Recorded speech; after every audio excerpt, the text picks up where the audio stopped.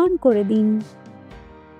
ভার্সিটির গেট দিয়ে ভিতরে ঢুকতেই কে যেন বলে উঠল। ওই হিরো, এদিকে আয়। বিষয়টা বুঝতে না পেরে আমি আমার মতো হাঁটতে লাগলাম। তখনই আবার পিছন থেকে বলে উঠল। কথাটা আমার কানে এসে পৌঁছাতেই আমি ওইখানে থেমে গেলাম, কারণ আমি নীল শার্ট পরে আছি। তাহলে কি আমাকে কেউ ডাকছে? আশেপাশে তাকিয়ে দেখতে লাগলাম কে ডাকছে আমায়। তখনই একদল শার্ট প্যান্ট পরা মেয়েদের দিকে চোখ পড়ল। দেখলাম ওদের মধ্যে একজন আমায় আঙ্গুল ইশারায় ডাকছে। আমাকে তো এই ভার্সিটিতে তেমন কেউ চিনে না, তাহলে এরা আমায় কেন ডাকছে? যাই গিয়ে শুনে আসি। তারপর চলে আসলাম ওদের সামনে। জি, কিছু বলবেন? ভার্সিটিতে নতুন নাকি? ওদের মধ্যে একজন। হ্যাঁ, আসলে আমি এই ভার্সিটির। থাক, আর বলতে হবে না। আচ্ছা, তোর নাম কি? তামিম আহমেদ। শোন, ইউনিভার্সিটির সব ছাত্রছাত্রী আমার কথায় উঠবস করে, সো আমাদের যথেষ্ট সম্মান দিয়ে চলবি, ওকে? একটু পরে দেখা যাবে কে কাকে সম্মান দেয়। যা, এখন তোর ক্লাসে যা। কিছু না বলে সোজা প্রিন্সিপাল স্যারের রুমে চলে এলাম। ইচ্ছে হয়েছে তাই ছেড়ে দিলাম। আর এই ভার্সিটিতে কার এত সাহস যে আমার নামে প্রিন্সিপাল স্যারের কাছে বিচার দিবে? আরে ভার্সিটিতে নতুন, তাই হয়তো স্যারের সাথে কোনো বিষয়ে কথা বলতে গেছে। আর জান্নাত থাকতে আমাদের কিসের ভয়? চল এখন ক্লাসে যাই। আজ নাকি আবার আমাদের ক্লাসে নতুন একজন স্যার আসছে। ক্লাস শুরু হতেও আর বেশি সময় বাকি নেই। স্যার, আসবো? আরে তামিম, আসো আসো, বাইরে কেন দাঁড়িয়ে আসো? কেন ভিতরে আসো। ধন্যবাদ স্যার। তোমার মেধা দেখে তোমাকে এই চাকরিটা দেওয়া হয়েছে। আশা করি তুমি তোমার সম্পূর্ণ মেধা দিয়ে ছাত্রছাত্রীদের সঠিকভাবে শিক্ষা দিবা। জি স্যার, আমি আমার সবটুকু দিয়ে চেষ্টা করব। চলো তাহলে তোমাকে তোমার ক্লাসরুমটা দেখিয়ে দিয়ে আসি। তারপর প্রিন্সিপাল স্যার আমায় নিয়ে একটা ক্লাসরুমে ঢুকলেন। প্রিন্সিপাল স্যারকে দেখে ক্লাসের সব ছাত্রছাত্রীরা বসা থেকে উঠে দাঁড়ালো। প্রিয় শিক্ষার্থীগণ, তোমাদের গতকাল বলা হয়েছিল আজ তোমাদের নতুন একজন স্যার আসবেন। উনিই হলেন তোমাদের নতুন ইংলিশ স্যার। আজ থেকে উনি তোমাদের ইংলিশ ক্লাস করাবেন। সবাই ওনার সাথে পরিচিত হয়ে নাও। আমি তাহলে গেলাম। কথাগুলো বলেই হেড স্যার ক্লাস থেকে চলে গেলেন। এদিকে জান্নাত আর ওর বান্ধবীরা নতুন স্যারকে ক্লাসে দেখে তো অবাক। এই ছেলেটাকে তো আজ আমরা সকালে কত কিছু বলেছিলাম, আর এখন এই ছেলেটাই কিনা আমাদের স্যার। জান্নাতের তো পুরো মাথা ঘুরছে। কি হচ্ছে এইসব কিছুই বুঝতে পারছে না সে। ক্লাসের সবার দিকে একবার তাকিয়ে সবাইকে জিজ্ঞেস করলাম, কেমন আছো তোমরা? ভালো ছাড়, আপনি? আলহামদুলিল্লাহ, আমিও ভালো আছি। তা আজ ভার্সিটিতে আমার প্রথম দিন আর আমার প্রথম ক্লাস, তাই আজকে কোনো ক্লাস করাবো না। আজকে শুধু তোমাদের সাথে পরিচয় হয়ে নিব। কাল থেকে ক্লাস করাবো। তারপর একে একে সবার নাম জিজ্ঞেস করতে শুরু করলাম। নাম জিজ্ঞেস করতে করতে একদম শেষ পর্যায়ে এসে চোখ পড়লো একটা মেয়ের দিকে। আরে, এ তো সেই মেয়ে যে একটু আগেই আমার সাথে কথা বলেছিল আর আমায় সম্মান দিয়ে চলতে বলেছিল। এখন দেখি কে কাকে সম্মান দেয়। এই মেয়ে, তুমি দাঁড়াও। আমি? হ্যাঁ তুমি। নাম কি তোমার? জান্নাত। শুধুই জান্নাত? আগে পিছে কিছু নেই? জি আছে। তাহলে পুরো নাম বলো। জান্নাত চৌধুরী। এই মেয়ে, তোমাকে আমি কখন দাঁড়াতে বললাম, আর তুমি এখনো বসে আছো? Sorry sir. এইবারের মতো কিছু বললাম না, নেক্সট টাইম যেন আর এমন না হয়। এরপর সবার সাথে আরও কিছুক্ষণ কথা বলে ক্লাস থেকে বের হয়ে আসলাম।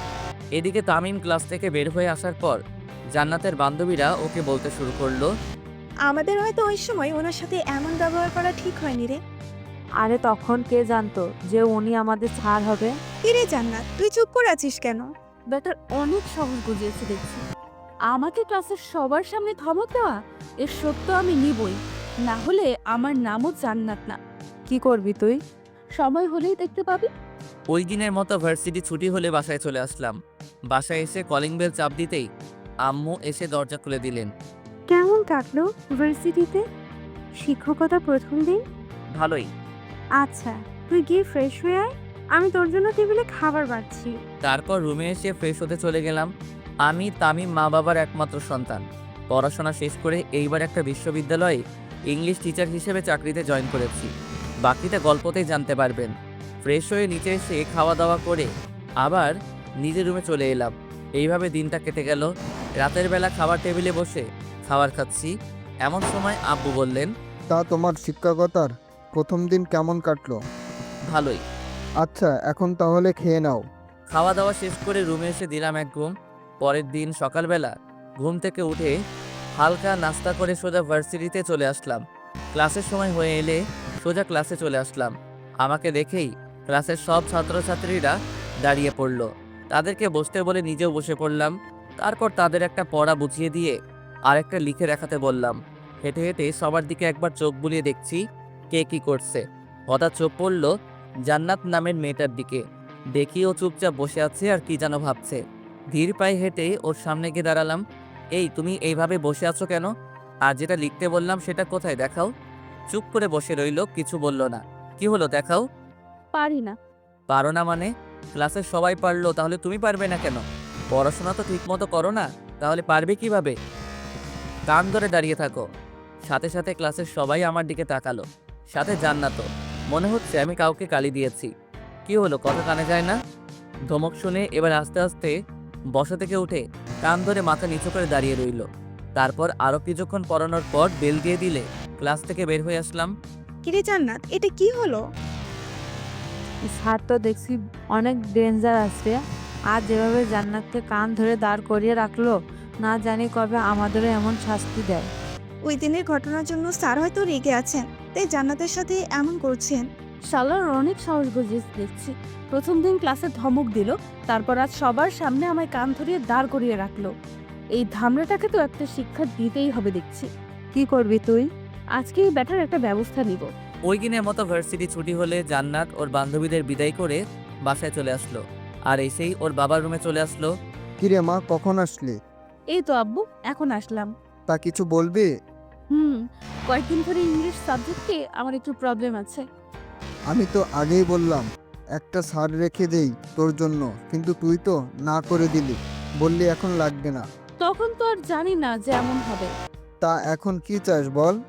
ভার্সিটিতে একজন নতুন ইংলিশ স্যার এসেছে, খুব ভালো পড়ান। ওনাকে বলো আমার বাসায় এসে পড়াতে। স্যারের নাম কি? তামিম আহমেদ। আচ্ছা, আমি ওই স্যারের সাথে কথা বলে দেখছি। দেখছি না, এই স্যারের কাছেই আমি পড়বো, না হলে কিন্তু পড়বো না। আচ্ছা, ওই স্যারই তোকে পড়াবে। এখন রুমে গিয়ে ফ্রেশ হয়ে নে যা। তারপর জান্নাত ওর রুমে এসে ফ্রেশ হতে চলে গেল। এবার বেটা বুঝবে মজা। এদিকে জান্নাতের বাবা আমজাদ চৌধুরী ভার্সিটির প্রিন্সিপালের কাছে ফোন করে নতুন স্যারের নাম্বার নিয়ে ওই স্যারকে ফোন দিলেন। জান্নাতের বাবা এই শহরের টপ ধনীদের মধ্যে একজন। ভার্সিটির প্রিন্সিপালের সাথেও ওনার কিছুটা সম্পর্ক আছে, তাই মেয়ের বলা নতুন স্যারের নাম্বার নিতে দেরি হলো না। বাসায় এসে খাওয়া দাওয়া শেষ করে রুমে বসে বসে রেস্ট নিচ্ছি, এমন সময় মোবাইলটা বেজে উঠল। হাতে নিয়ে দেখি একটা আননোন নাম্বার থেকে কল এসেছে। কিছুক্ষণ রিং হওয়ার পর রিসিভ করলাম। আসসালামু আলাইকুম, কে বলছেন? ওয়ালাইকুম আসসালাম। তোমার নাম কি তামিম? জি, আমার নাম তামিম, কিন্তু আপনি কে? আমাকে নিশ্চয়ই চিনবে, আমি আমজাদ চৌধুরী, জান্নাতের বাবা। আমজাদ চৌধুরীর নাম অনেকবার শুনেছি, এই শহরের নামকরা ধনীদের মধ্যে একজন, কিন্তু জান্নাত যে ওনার মেয়ে এটা জানতাম না। জান্নাত কি তাহলে আমার নামে ওর বাবার কাছে নালিশ করেছে, যার কারণে উনি আমায় ফোন দিলেন? করলে করুক, আমি তো ওর সাথে কোনো খারাপ ব্যবহার করিনি। জান্নাতের কাছ থেকে শুনলাম তুমি নাকি ওদের ভার্সিটিতে নতুন জয়েন হয়েছো আর ওদের ইংলিশ ক্লাস নাও। জি, আপনি ঠিকই শুনেছেন, কিন্তু আপনি আমায় ফোন করলেন কিসের জন্য, জানতে পারি? জান্নাতের নাকি ইংলিশ সাবজেক্ট কিছু প্রবলেম আছে, তাই ও তোমার কাছে পড়তে চাই। না করতে পারবা না, কিন্তু মেয়েটাকে আমি কথা দিয়ে ফেলেছি যে তুমি ওকে বাসায় এসে পড়াবা। আঙ্কেল, আমি সবেমাত্র ভার্সিটিতে জয়েন হলাম, কিছুদিন পর থেকে পড়ালে হয় না? যেভাবে ধরেছেন তাতে তো সোজাসুজি না করতে পারবো না, তাই এই কথা বললাম। দেখো, ও ছোটবেলা থেকে মাকে হারিয়েছে, তাই ছোট থেকে ওর কোনো কথা আমি অমান্য করিনি। তুমি প্লিজ না করো না বাবা। ওকে আঙ্কেল, আমি জান্নাতকে পড়াবো, কিন্তু আপনার বাসার ঠিকানাটা? এখানে এসে একটা বড় বাড়ি দেখতে পাবা, ওইটাই আমার বাসা। তা পড়তে কখন আসবা? সন্ধ্যা 7টার দিকে আসবো আঙ্কেল। ওকে, তাহলে রাখি, তুমি ঠিক সময়ে চলে এসো। বলেই কল কেটে দিলেন। কল কেটে দিয়ে মেয়ের রুমে গিয়ে খবরটা দিয়ে আসলেন আমজাদ সাহেব। খবরটা পেয়ে তো জান্নাত বেজায় খুশি। চাকরিতে জয়েন হলাম 2 দিনও হলো না, আর এই মেয়ে এখনই আমার কাছে পড়তে চাচ্ছে। ডাল মেয়ে জরুর কুছ কালা হ্যায়। ওই দিনের মতো রাতের খাবার খেয়ে ঘুমিয়ে পড়লাম। পরের দিন সকালবেলা উঠে ভার্সিটিতে গেলাম, কিন্তু জান্নাত নামের মেয়েটাকে ক্লাসে দেখতে পেলাম না। হয়তো আজ ভার্সিটিতে আসেনি। ভার্সিটি শেষে বাসায় এসে খাওয়া দাওয়া করে কিছুক্ষণ রেস্ট নিলাম। তারপর আম্মুকে বলে জান্নাতকে পড়ানোর জন্য বাসা থেকে বের হয়ে আসলাম। জান্নাতের বাড়ির সামনে এসে ভিতরে ঢুকতে যাব, এমন সময় গেটের কাছে থাকা দারোয়ানটা আমার পথ আটকে জিজ্ঞেস করলো, কে আপনি? আর এখানে কি চাই? জি, আমায় আমজাদ চৌধুরী আসতে বলেছেন। ওনার মেয়েকে পড়ানোর জন্য। আপনি এইখানে একটু দাঁড়ান, আমি এক্ষুনি আসছি। বলেই লোকটা ভিতরে চলে গেল। কিছুক্ষণ পর আবার সামনে এসে বলল, স্যার আপনাকে ভেতরে যেতে বলেছে। তারপর ভিতরে ঢুকে দেখি অনেক সুন্দর একটা বিশাল বাড়ি, চারদিকে বাগান আর অনেক মানুষ দাঁড়িয়ে আছে। মনে হচ্ছে এরা আমজাদ সাহেবের লোক। তারপর বাসার ভিতরে গিয়ে দেখি আমজাদ সাহেব সোফার মধ্যে বসে আছেন। আমাকে দেখেই বললেন, তাহলে তুমি জান্নাতের ইংলিশ টিচার? জি। মেয়েটা আমার একটু জেদি টাইপের, আর কারো কথা শোনে না। তুমি একটু ম্যানেজ করে নিও বাবা। আচ্ছা আঙ্কেল। চলো তোমাকে ও রুমটা দেখিয়ে দিয়ে আসি। তারপর উনি আমায় উপরের একটা রুমে নিয়ে এসে ঢুকলেন। দেখলাম ঘরটা অনেক সুন্দর করে সাজানো, আর বিছানার উপর একটা মেয়ে বসা। আরে এটাই তো জান্নাত। জান্নাত আমাকে দেখতে পেয়েই বিছানা থেকে উঠে বসলো। পরনে শর্ট প্যান্ট আর গায়ে একটা শার্ট। একবার দেখে চোখ নামিয়ে নিলাম। মামুনি, তোমার স্যার এসেছে, রেডি হয়ে পড়তে বসো, আমি গেলাম। বলেই আমজাদ সাহেব রুম থেকে চলে গেলেন। স্যার দাঁড়িয়ে আছেন কেন, বসেন। ওর কথা শুনে আশেপাশে তাকিয়ে দেখলাম একটা টেবিলে অনেকগুলো বই রাখা। ওইটাই গিয়ে একটা চেয়ার টেনে বসে পড়লাম। জান্নাত কিছুক্ষণ কি যেন করলো, সেদিকে আমি ধ্যান দিলাম না। কিছুক্ষণ পর জান্নাত এসে আমার সামনে চেয়ারটায় বসে পড়লো। কোনটা বুঝো না বলো, আমি বুঝিয়ে দিচ্ছি। এই চ্যাপ্টারের কিছুই বুঝি না। ওকে দেখো, আমি বুঝিয়ে দিচ্ছি। কিছুক্ষণ বোঝানোর পর ওর দিকে তাকিয়ে দেখি ও একদিনে আমার দিকে তাকিয়ে আছে। এইভাবে তাকিয়ে আছো কেন? আর এতক্ষণ যা বুঝালাম বুঝতে পেরেছো, নাকি কোথাও কোনো প্রবলেম আছে? হ্যাঁ না, মানে আসলে একটা কথা বলার ছিল। হ্যাঁ বলো, কি বলবা? Sir I love you. ওয়ার্ড বেয়াদব মেয়ে কোথাকার। স্যারকে কেউ এসব বলে? আরে স্যার, আপনি যেটা ভাবছেন সেটা নয়, বলছি আই লাভ ইউ এর মানেটা কি? কোন ক্লাসে পড়ো এইবার? ছাত্রী পড়াতে আসলে অথচ ছাত্রী কোন ক্লাসে পড়ে এটাও জানেন না। এই মেয়ে চুপ, একদম হাসবে না। যা বলছি তার উত্তর দাও। অনার্স প্রথম বর্ষে। অনার্সে পড়াশোনা করো, অথচ এই কথার মানে জানো না? জানি না বলেই তো জিজ্ঞেস করলাম, ফাজলামি করবো কেন? এইসব বাদ দাও আর বলো, কোথাও কোনো প্রবলেম আছে কিনা? ওইটার মানে বলবেন না? কোনটা? ওই যে একটু আগে বললাম। এখন কিন্তু বেশি হয়ে যাচ্ছে। কি? পড়াতে মন দাও, না হলে তোমার আব্বুর কাছে গিয়ে বিচার দিব কিন্তু। বিচার দিলে এমন ভয় করবো যে জীবনেও ভুলতে পারবেন না। কিছু বললে? না, কই কি বললাম? আচ্ছা, এখন পড়াতে মন দাও। তারপর জান্নাতকে আবার ওই চ্যাপ্টারটা বোঝাতে লাগলাম। হঠাৎ মনে হলো আমার পায়ে কে যেন বারবার সুরসুরি দিচ্ছে। জান্নাতের দিকে তাকিয়ে দেখি ও একজনে বইয়ের দিকে তাকিয়ে আছে। বিষয়টা আর পাত্তা দিলাম না। কিছুক্ষণ পর আবার পায়ে সুরসুরির অনুভব করলাম। তার সাথে টেবিলের নিচে তাকালাম, কিন্তু কিছুই দেখতে পেলাম না। কি হলো স্যার, নিচে কি খুঁজছে? না মানে মনে হলো পায়ে কি যেন একটা লাগছিল। কই, নিচে তো কিছুই নেই। জানি না কি থেকে কি হবে। আচ্ছা তুমি পড়ো। তারপর জান্নাতকে আরও কিছুক্ষণ পড়ানোর পর ওকে ছুটি দিয়ে বাসায় চলে আসলাম। বাসায় এসে রাতের খাবারটা খেয়ে রুমে এসে ঘুমিয়ে পড়লাম।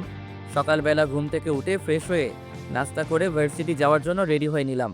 তারপর বাসা থেকে বের হয়ে একটা রিক্সা নিয়ে সোজা ভার্সিটিতে চলে এলাম।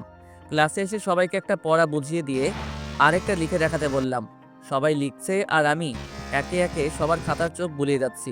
হঠাৎ জান্নাতের খাতার উপর চোখ পড়তেই দেখি ওর খাতায় বড় করে একটা লাভ এঁকে সেটাকে কালার করছে।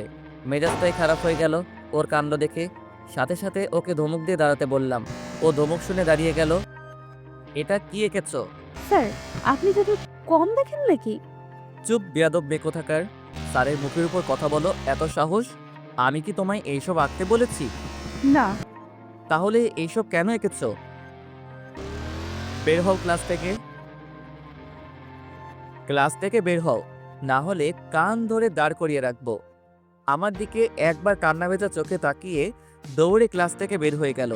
কিছুক্ষণ পর ক্লাস ছুটির বেল বেজে উঠলে সবাইকে কালকের জন্য একটা পড়া দিয়ে ক্লাস থেকে বের হয়ে আসলাম। এইভাবে সারাদিন একের পর এক ক্লাস করাতে করাতে ভার্সিটি ছুটি হয়ে গেল। বাসায় এসে ফ্রেশ হয়ে খাওয়া দাওয়া করে দিলাম এক ঘুম। এদিকে জান্নাত ভার্সিটি শেষে বাসায় এসে নিজের রুমে ঢুকেই দরজা লাগিয়ে দিয়ে তামিমের আচরণের জন্য কান্না করতে লাগলো। আজ পর্যন্ত যেখানে তার বাবাও তাকে ধমক দিয়ে কথা বলেননি, সেখানে ওই স্যারটা কিনা আমায় ক্লাসের সবার সামনে ক্লাস থেকে বের করে দিল। আসুক বেটা আজকে, আজ ওর একটা ব্যবস্থা করেই ছাড়বো। এই জান্নাত যে কি জিনিস, বেটাকে বুঝিয়ে দিব আজ, এটা ভাবতে থাকে। বিকেলবেলা ঘুম ভাঙলে উঠে অজু করে মসজিদে গিয়ে নামাজ পড়ে কিছুক্ষণ বাহিরে হাঁটাহাঁটি করে আবার বাসায় চলে আসলাম। ঘড়িতে তাকিয়ে দেখি 7টা বাজতে আর বেশি সময় বাকি নেই। তাই রেডি হয়ে জান্নাতকে পড়ানোর জন্য বাসা থেকে বের হয়ে এলাম। কিছুক্ষণ হাঁটার পর জান্নাতের বাড়ির সামনে চলে এলাম। গেট খুলে দারোয়ান আমায় ভিতরে ঢুকিয়ে আবার গেট লাগিয়ে দিল। বাসার ভিতরে যাওয়ার জন্য পা বাড়াতে যাব এমন সময় সামনে তাকিয়ে দেখি একটা ছেলে একটা লোককে মাটিতে ফেলে উড়াধুরা মাইর মারছে, আর তাদেরকে ঘেরাও করে আছে কালো কোট পরা কয়েকটা বডিগার্ডের মতো লোক। বুলবাড়িতে চলে আসলাম নাকি? না, গতকালকের বাড়িতেই তো এসেছি। কিন্তু ওই ছেলেটা ওই লোকটাকে মারছে কেন? হঠাৎ ওই ছেলেটা আমার দিকে ঘুরে তাকালো। ছেলেটাকে দেখেই ভয়ে আমার হাত পা কাঁপতে শুরু করলো। এইখানে কি করছে? আরে এ তো রাসেল, এই শহরের নামকরা একজন গুন্ডা। হঠাৎ দেখলাম রাসেল ছেলেটার হাতে থাকা হকি স্টিক নিয়ে আমার দিকে এগিয়ে আসছে। আল্লাহ, এ আমার দিকে আসছে কেন? মারবে না তো? এই, কে তুই? আর এইখানে কি চাই? না মানে আসলে আমি যা বলার সোজাসুজি বল, এত তোতলাচ্ছিস কেন? ভাইয়া, উনি আমার স্যার, আমায় পড়াতে এসেছে। কিছু বলার আগে কে যেন কথাটা বলে উঠল। চারপাশে তাকিয়ে কাউকে দেখতে না পেয়ে উপরের দিকে তাকাতে দেখলাম জান্নাত ও রুমের বারান্দায় দাঁড়িয়ে আছে। হয়তো জান্নাত এই কথাটা বলেছে, কিন্তু জান্নাত উনাকে ভাইয়া বলল কেন? তার মানে কি রাসেল জান্নাতের ভাই? ও সরি, আসলে আমি চিনতে পারিনি। প্লিজ কিছু মনে করবেন না। না না, ঠিক আছে, আমি কিছু মনে করিনি। আচ্ছা, আপনি তাহলে ভিতরে যান। আচ্ছা, কিন্তু আপনি এই লোকটাকে মারছেন কেন? এই লোকটা জান্নাতের কলেজের স্যার। জান্নাত কলেজে থাকতে এই লোকটা একবার জান্নাতকে বকেছিল, সেটার শোধ নিচ্ছি আজকে। সে তো অনেক আগের ঘটনা, তার জন্য ওনাকে আজ শাস্তি দিচ্ছেন? আসলে আমি এই কয় মাস দেশের বাইরে ছিলাম, তাই বেটাকে কিছু করতে পারিনি। গতকাল রাতে দেশে ফিরলাম, আর এসেই একে ধরে নিয়ে আসলাম। কিন্তু উনি তো জান্নাতের স্যার, আর স্যার হয়ে স্টুডেন্টকে বকা দিতেই পারেন, এটা তো স্বাভাবিক। স্যার হোক আর যে, আমার বোনকে কেউ বকা দিলে বা ওর ওপর কথা বললে ওরও এমন হাল করব যেমন এর করেছি। তাহলে নেক্সটে মনে হয় আমার নামই আগে। কিছু বললেন স্যার? হ্যাঁ, না মানে কই কি বললাম, কিছু না। আচ্ছা, আর আপনি এতক্ষণ ধরে এইখানে দাঁড়িয়ে আছেন কেন? যান ভিতরে যান। আচ্ছা। তারপর ভিতরে ঢুকে দেখি বাসায় কেউ নেই, তাই সোজা জান্নাতের রুমে চলে এলাম। আমাকে আসতে দেখে জান্নাত একটা চেয়ার টেনে আমায় বসতে বলল। আমি কিছু না বলে বসে পড়লাম। জান্নাতও আমার সামনের চেয়ারে এসে বসে পড়ল। আচ্ছা রাসেল যে, উনি তোমার কি হন? ভাইয়া। কেমন ভাইয়া? কেমন আবার? আপন ভাইয়া। আমরা এক ভাই এক বোন, উনি বড় আর আমি ছোট। খাইসা মারে, রাসেল জান্নাতের আপন ভাই হয়? এটা আজ জানলাম। জান্নাতের সম্পর্কেও তেমন কিছু জানি না। কিছু না জেনে মেয়েটাকে পড়াতে চলে আসলাম। না জানি কপালে কি দুঃখ আছে। ওর ভাই যদি জানতে পারে আমি জান্নাতকে একদিন না 2 দিন না 3 দিন বকেছি, তাহলে আমার কি হবে? কি হলো স্যার, এত কি ভাবছেন? আজ পড়াবেন না? পড়াবো। আচ্ছা জান্নাত, একটা কথা বলি। কি কথা বলে? ভার্সিটিতে এত স্যার থাকতে তুমি আমার কাছে কেন পড়তে চাইলা? তোমাকে যে শিক্ষা দেব তাই। কি হলো, চুপ করে আছো কেন, বলো। আসলে স্যার, প্রথম দিন আপনার ক্লাস করেই বুঝতে পেরেছিলাম যে আপনি স্যার হিসেবে ইংলিশে খুব ভালো। তার জন্যই আব্বুকে বলে আপনাকে আমার হোম টিচার বানিয়ে নিলাম।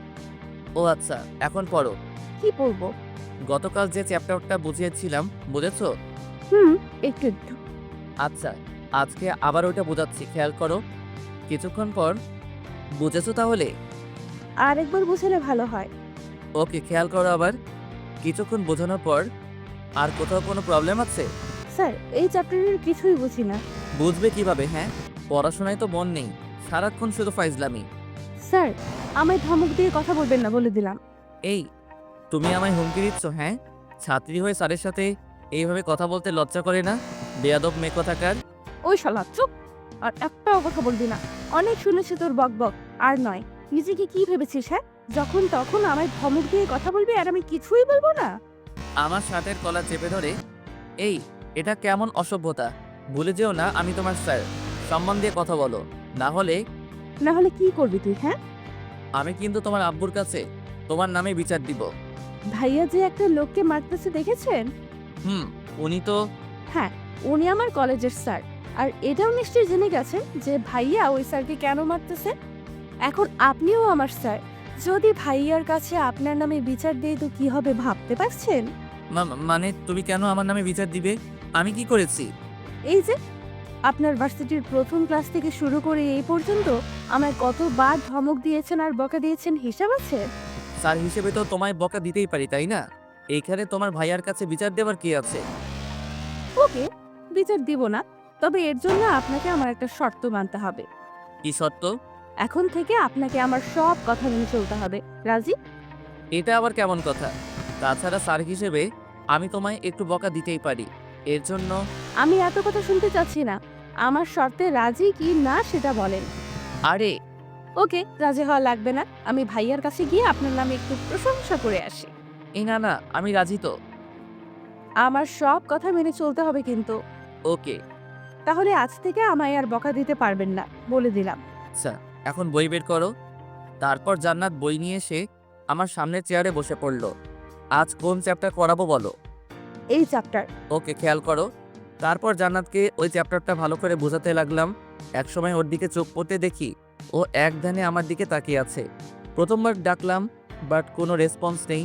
দ্বিতীয়বার টেবিলে থাকা স্কেলটা দিয়ে ওর হাতে একটা বসিয়ে দিলাম। সাথে সাথে সে হকচকিয়ে উঠল। কি হলো স্যার? আপনি আমায় মারলেন কেন? মারবো না তো কি করব? এতক্ষণ ধরে পড়াচ্ছি, অথচ তুমি বইয়ের দিকে না তাকিয়ে আমার দিকে হাবলির মতো তাকিয়ে আছো। এমন করলে পড়া মাথায় ঢুকবে কিভাবে? কি বললেন? আমি হাবলি? দাঁড়ান, আমি এক্ষুনি গিয়ে ভাইয়ার কাছে আপনার নামে বিচার দিব। আরে আরে, এখানে ভাইয়াকে টানছো কেন? স্যার হয়ে তো তোমাকে মারার অধিকার আমার আছেই। একটু আগে আপনি আমায় কি বললেন মনে নেই? কি বললাম? এই যে এখন থেকে আপনি আমার সব কথা শুনবেন, আর এটাও বলেছেন যে আমায় আর কখনো বকা দিবেন না, আর সেখানে আপনি আমায় মেরে বসলেন। দেখো আমি আর কোনো কথা শুনবো না। আমি গেলাম ভাইয়ার কাছে বিচার দিতে। এই না, প্লিজ এমন করো না। আমার ভুল হয়ে গেছে, প্লিজ এবারের মতো মাফ করে দাও। আর কখনো তোমায় মারবো না, সত্যি। শেষে কিনা স্যার হয়ে ছাত্রীর কাছে মাপ চাইতে হচ্ছে। হাইরে কপাল। মনে থাকবে তো? হ্যাঁ হ্যাঁ, মনে থাকবে। আচ্ছা, এবার পড়ান। তারপর ওকে আবার সে আগের চ্যাপ্টার পড়াতে শুরু করলাম। কিছুক্ষণ পর জান্নাতের দিকে চোখ পড়তেই দেখি সে আবার আমার দিকে একধানে তাকিয়ে আছে। বুঝতেছি না এই মেয়ে বারবার আমার দিকে এইভাবে তাকিয়ে থাকে কেন। এখন কিছু বলাও যাবে না, বললে আবার ওর ভাইয়ের কাছে বিচার দিয়ে বসবে। কি পড়ালাম এতক্ষণ, বুঝেছো? একধানে আমার দিকে তাকিয়ে আছে। কি হলো, এইভাবে তাকিয়ে আছো কেন? ওর চোখের সামনে হাত নাড়িয়ে হ্যাঁ, না আসলে কিছু বলছেন? বলছি, এতক্ষণ যা পড়ালাম তা বুঝেছো, নাকি কোথাও বুঝতে সমস্যা আছে? কিছুই তো বুঝিনি। ভীষণ রাগ হলো, তবুও নিজেকে কন্ট্রোল রেখে ঠান্ডা গলায় বললাম, এতক্ষণ ধরে বোঝালাম অথচ কিছুই বুঝোনি। ধ্যান কোথায় থাকে তোমার? আপনার দিকে। কি? মানে আসলে বলতে চেয়েছি, আপনার মুখের দিকেই তাকিয়েছিলাম আর বোঝার চেষ্টা করছিলাম। আমার মুখের দিকে তাকিয়ে থাকলে হবে না, বইয়ের দিকে খেয়াল করতে হবে। হুম। দেখো আবার। কিছুক্ষণ পর, এবার বুঝতে পেরেছো? কিছুটা। ওকে, তাহলে বাকিগুলো রাতে পড়তে বসে কয়েকবার দেখবা। যদি না বোঝো তাহলে কাল বুঝিয়ে দিব। আজ তাহলে আমি আসি। তারপর জান্নাতদের বাসা থেকে বের হয়ে সোজা বাসায় চলে আসলাম। বাসায় এসে খাওয়া দাওয়া করে রুমে এসে কিছুক্ষণ ফেসবুকিং করে ঘুমিয়ে পড়লাম। পরের দিন সকালবেলা ঘুম থেকে উঠে ফ্রেশ হয়ে হালকা নাস্তা করে ভার্সিটিতে চলে এলাম। ক্লাসে এসে সবাইকে ক্লাস করাচ্ছি, এমন সময় দেখি জান্নাত ওর বন্ধুদের সাথে কি যেন কথা বলছে আর হাসাহাসি করছে। দিলাম এক ধমক মেয়েটাকে, সাথে ওর বন্ধুদেরকেও। ধমকে সবাই চুপ হয়ে গেল, আর জান্নাত আমার দিকে একটু রাগী দৃষ্টিতে তাকালো।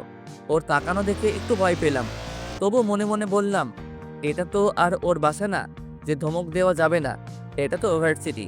কিছুক্ষণ পর বেল বেজে উঠল।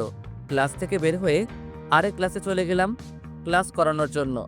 এইভাবে এক এক করে ক্লাস করাতে করাতে ভার্সিটি ছুটি হয়ে গেল। তারপর বাসায় চলে আসলাম, আর এসে ফ্রেশ হয়ে খাওয়া দাওয়া করে নিলাম। খাওয়া দাওয়া করে রুমে এসে কিছুক্ষণ ঘুমিয়ে পড়লাম। সন্ধ্যাবেলা চলে এলাম জান্নাতের বাসায় ওকে পড়াতে। এসে ও রুমে ঢুকে দেখি ও বিছানায় বসে বসে ফোন টিপছে। আমি আসাতে ও ফোনটা রেখে দিয়ে টেবিলে এসে পড়তে বসলো।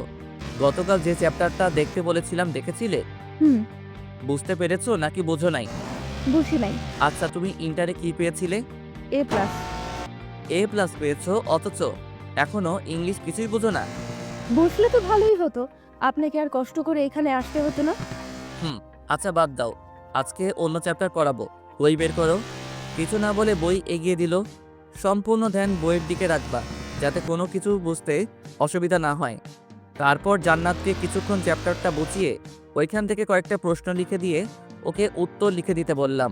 কলম মুখে নিয়ে একটু পরপর কামড়াচ্ছে, কিন্তু উত্তর আর লিখতে পারছে না। পাশে থাকা বইটা দিয়ে ওর মাথায় মেরে বসলাম।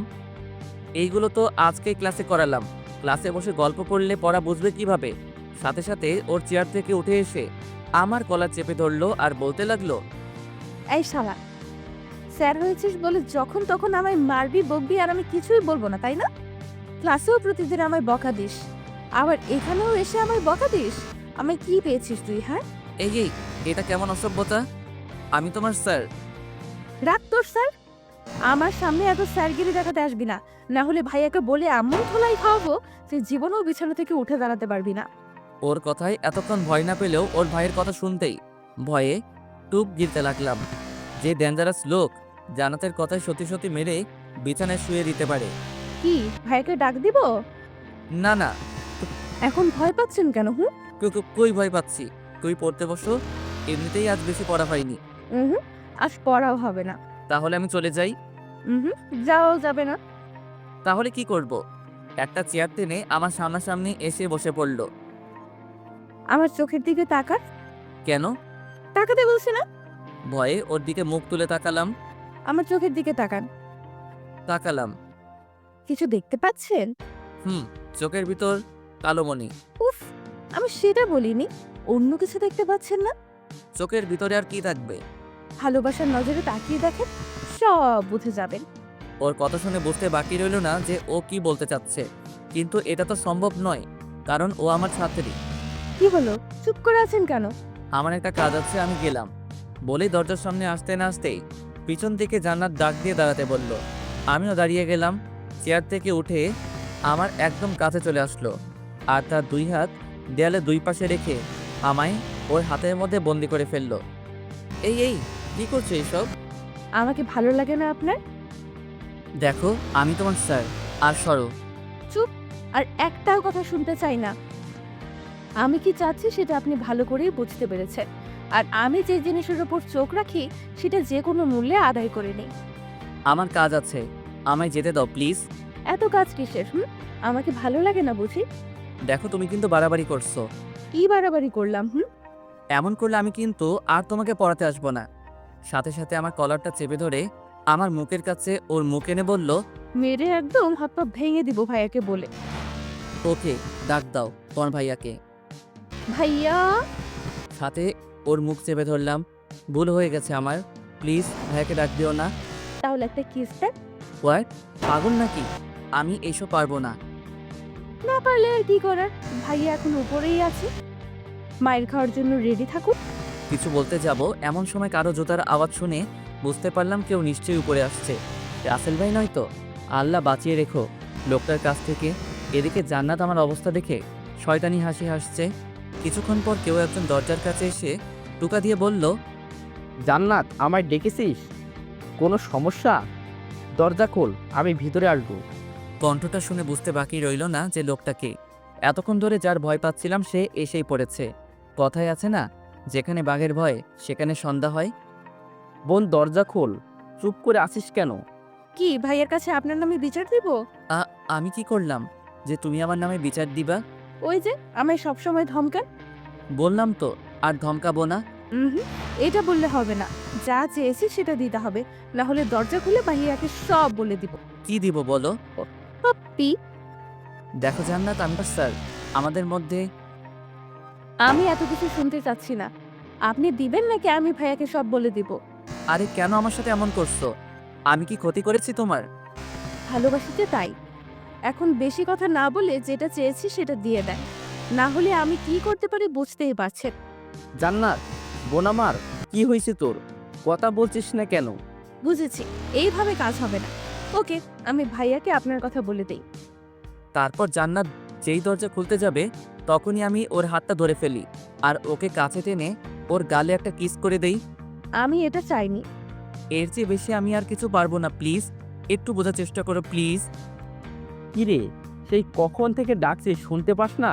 না মানে আসলে স্যারের সাথে একটা বিষয় নিয়ে কথা বলতেছিলাম, তাই হয়তো শুনি নাই।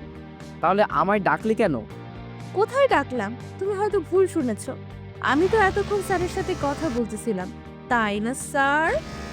হ্যাঁ হ্যাঁ, হতেও পারে, কিন্তু স্যার আপনি দরজার সামনে দাঁড়িয়ে আছেন কেন? আপনার তো পড়ার টেবিলে বসে থাকার কথা। হ্যাঁ আসলে পড়া শেষ, তাই চলে যাচ্ছিলাম। এমন সময় জান্নাত আমায় যেতে না দিয়ে কয়েকটা প্রশ্ন করলো পড়ার বিষয়ে, তাই এতক্ষণ এখানে দাঁড়িয়েছিলাম। ও আচ্ছা, বোনটা আমার ইংলিশ একটু কম বুঝে, কিন্তু আপনি ওকে ভালো করে বুঝাবেন। আচ্ছা, টেবিলে ওই স্কেল দিয়ে কি করে? এই খাইছে রে, এখন যদি জান্নাত ওনাকে সব বলে দেয় তাহলে নিশ্চয়ই আমাকেও আজ ওই দিনের লোকটার মতো ধরে মারা শুরু করবে। আল্লাহ বাঁচাও। ওই স্কেল দিয়ে কি করিস জান্নাত? তেমন কিছু না, পড়ার সময় স্কেলটা স্যার হাতে নিয়ে থাকেন আর কি। হাতে নিয়েই থাকেন নাকি তাকে মারেনও? শোনেন স্যার, বোনটা আমার খুব আদরের। ছোট থেকে আজ পর্যন্ত ওর গায়ে একটু আজ পর্যন্ত লাগতে দেয়নি। যেই আমার বোনের মুখের উপর কেউ কথা বলেছে তাকে মেরে একদম অবস্থা কাহিল করে ফেলতাম। এমনকি অনেক স্যারদের চাকরিও কেড়ে নিয়েছি এর জন্য। এই প্রথম জান্নাত কোনো স্যারের কাজে নিজে থেকে পড়তে চেয়েছে বলেই বাবা ওকে আপনার কাছে পড়াচ্ছেন। তবুও আপনাকে বলে রাখি, ভুলেও আমার বোনের মুখের উপর কোনো কথা বলবেন না। ও যেভাবে বলবে সেভাবেই পড়াবেন। যদি শুনি এর একটু এদিক সেদিক হয় তাহলে আপনার কপালে দুঃখ আছে বলে দিলাম। এটা হুমকি দিচ্ছে নাকি সাবধান করছে? কোনো সমস্যা হলে ভাইয়াকে বলবি কেমন? আমি তাহলে আসি। বলেই রুম থেকে বেরিয়ে গেলেন। আমিও দরজা খুলে পেয়ে চলে আসতে যাব, এমন সময় জান্নাত আমার হাত ধরে ফেলে। আপনি কোথায় যাচ্ছেন? না মানে পড়ানো তো শেষ, তাই আমি আর থেকে কি করব? আপনাকে আমি যেতে বলেছি? না, তবে পড়ানো যেহেতু শেষ তাই চলে যাচ্ছি। একটু আগে ভাইয়া কি বলে গেল শুনেন নাই? কি বলেছিলেন? এই যে আমার মুখের উপর কোনো কথা বলবেন না, আমি যেভাবে বলবো সেভাবেই পড়াবেন। কিন্তু এখন তো পড়ানো শেষ, তাহলে আর থেকে কি করব? আমার বাসায় অনেক কাজ আছে, প্লিজ আমায় যেতে দাও। কিছুক্ষণ ভেবে ওকে যান, তবে কাল একটু তাড়াতাড়ি পড়াতে আসবেন, দেরি করবেন না কিন্তু, না হলে না না, দেরি করব না, তাড়াতাড়ি চলে আসবো। মনে থাকে যেন। তারপর আর কথা না বাড়িয়ে দরজা খুলে জান্নাতের রুম থেকে বের হয়ে আসলাম। সিঁড়ি বেয়ে নিচে নেমে আসতেই আঙ্কেল আমায় ডাক দিলেন। দেখি উনি সোফায় বসে আছেন। হেঁটে হেঁটে ওনার সামনে গিয়ে দাঁড়ালাম। তা বাবা, জান্নাত ঠিকমতো পড়ছে তো? জি আঙ্কেল। দেখো, আমি জানি মেয়েটা একটু পড়াশোনা কম করে। কি যে হয়েছে ওর কিছুই বুঝতে পারছি না। তুমি একটু ওকে ভালো করে গাইড করে দিও প্লিজ। এসব নিয়ে আপনি চিন্তা করবেন না আঙ্কেল, আমি ওকে ভালো করে গাইড দিচ্ছি। তারপর আঙ্কেলের সাথে আরও কিছু টুকটাক কথা বলে সোজা বাসায় চলে আসলাম। রাতের খাবার খেয়ে রুমের মধ্যে শুয়ে আছি আর ভাবছি জান্নাত যা শুরু করেছে তাতে ওকে বেশি দিন পড়ানো যাবে না, না হলে পরে আমারই ক্ষতি হবে। যত তাড়াতাড়ি পারি আঙ্কেলকে বলে ওকে পড়ানো ছেড়ে দিব। এইসব ভাবতে ভাবতে কখন যে চোখটা লেগে যায় খেয়ালই নেই। সকালবেলা ঘুম থেকে উঠে ফ্রেশ হয়ে নাস্তা করে ভার্সিটিতে চলে এলাম। ক্লাসের মধ্যে বসে আছি আর সবাইকে ক্লাস করাচ্ছি। এমন সময় জান্নাতের দিকে চোখ পড়তেই সে আমায় চোখ টিপ মেরে বসলো। ওর এমন ব্যবহারে থতমত খেয়ে গেলাম। এটা মেয়ে নাকি অন্য কিছু? ছাত্রী হয়ে স্যারকে ছিছি। ওর দিকে আর না তাকিয়ে আবার ক্লাস করানোতে মনোযোগ দিলাম। কিছুক্ষণ পর বেল বেজে উঠলে ক্লাস থেকে বের হয়ে আসলাম। তারপর আবার একটা ক্লাসে চলে গেলাম ক্লাস করাতে। দেখতে দেখতে টিফিন পিরিয়ডের সময় হয়ে গেলে ক্লাস থেকে বের হয়ে ক্লাসের বারান্দা দিয়ে হাঁটছি। এমন সময় কে যেন বলে উঠল, তামিম সাহেব একটু দাঁড়ান। পিছনে ফিরে দেখি নীলা ম্যাডাম। বলতে গেলে আমার 1-2 বছরের বড় হবে, কিন্তু উনি নাকি এখনো বিয়েই করেন নাই। দেখতেও মাশাআল্লাহ অনেক সুন্দর, গায়ের রং একেবারে ফর্সা, মুখটাও একদম মায়াবী। যে কেউ দেখলে ওনার প্রেমে পড়ে যাবে। আপনাকেও তো তেমন দেখা যায় না। দেখবেন কিভাবে? আপনি কি আর আমাদের দিকে তাকান? সব সময় তো মাথা নিচু করেই হাঁটেন, পাশ দিয়ে গেলেও কথা বলেন না। আসলে আমি মেয়েদের সাথে এত কথা বলতে পারি না। কেন কেন? এটা ঠিক বলতে পারবো না, তবে আমার কেমন যেন লাগে আর কি। ও আচ্ছা, বুঝেছি। আমাদের স্যারের মেয়েদের সাথে কথা বলতে লজ্জা করে, তাই তো? হ্যাঁ আসলে থাক, আর কিছু বলতে হবে না। টিফিন টাইম তো হয়ে গেছে, চলেন না আজ দুইজন মিলে একসাথে নাস্তা করি। কিন্তু আমি কিন্তু এই প্রথম আপনার কাছে কিছু চেয়েছি, না করলে কিন্তু আমি মাইন্ড করব। ওকে বলেন কোথায় যাবেন? ভার্সিটির বাইরে একটা কফি শপ আছে, ওইখানে যাওয়া যাক। ওকে চলেন। তারপর ওনাকে নিয়ে সামনের দিকে এগোতেই দেখি জান্নাত সামনে দাঁড়িয়ে আছে আর আমার দিকে রাগে কটপট করে তাকিয়ে আছে। ওর এমন ফেস দেখে মনে মনে একটু ভয় পেয়ে গেলাম।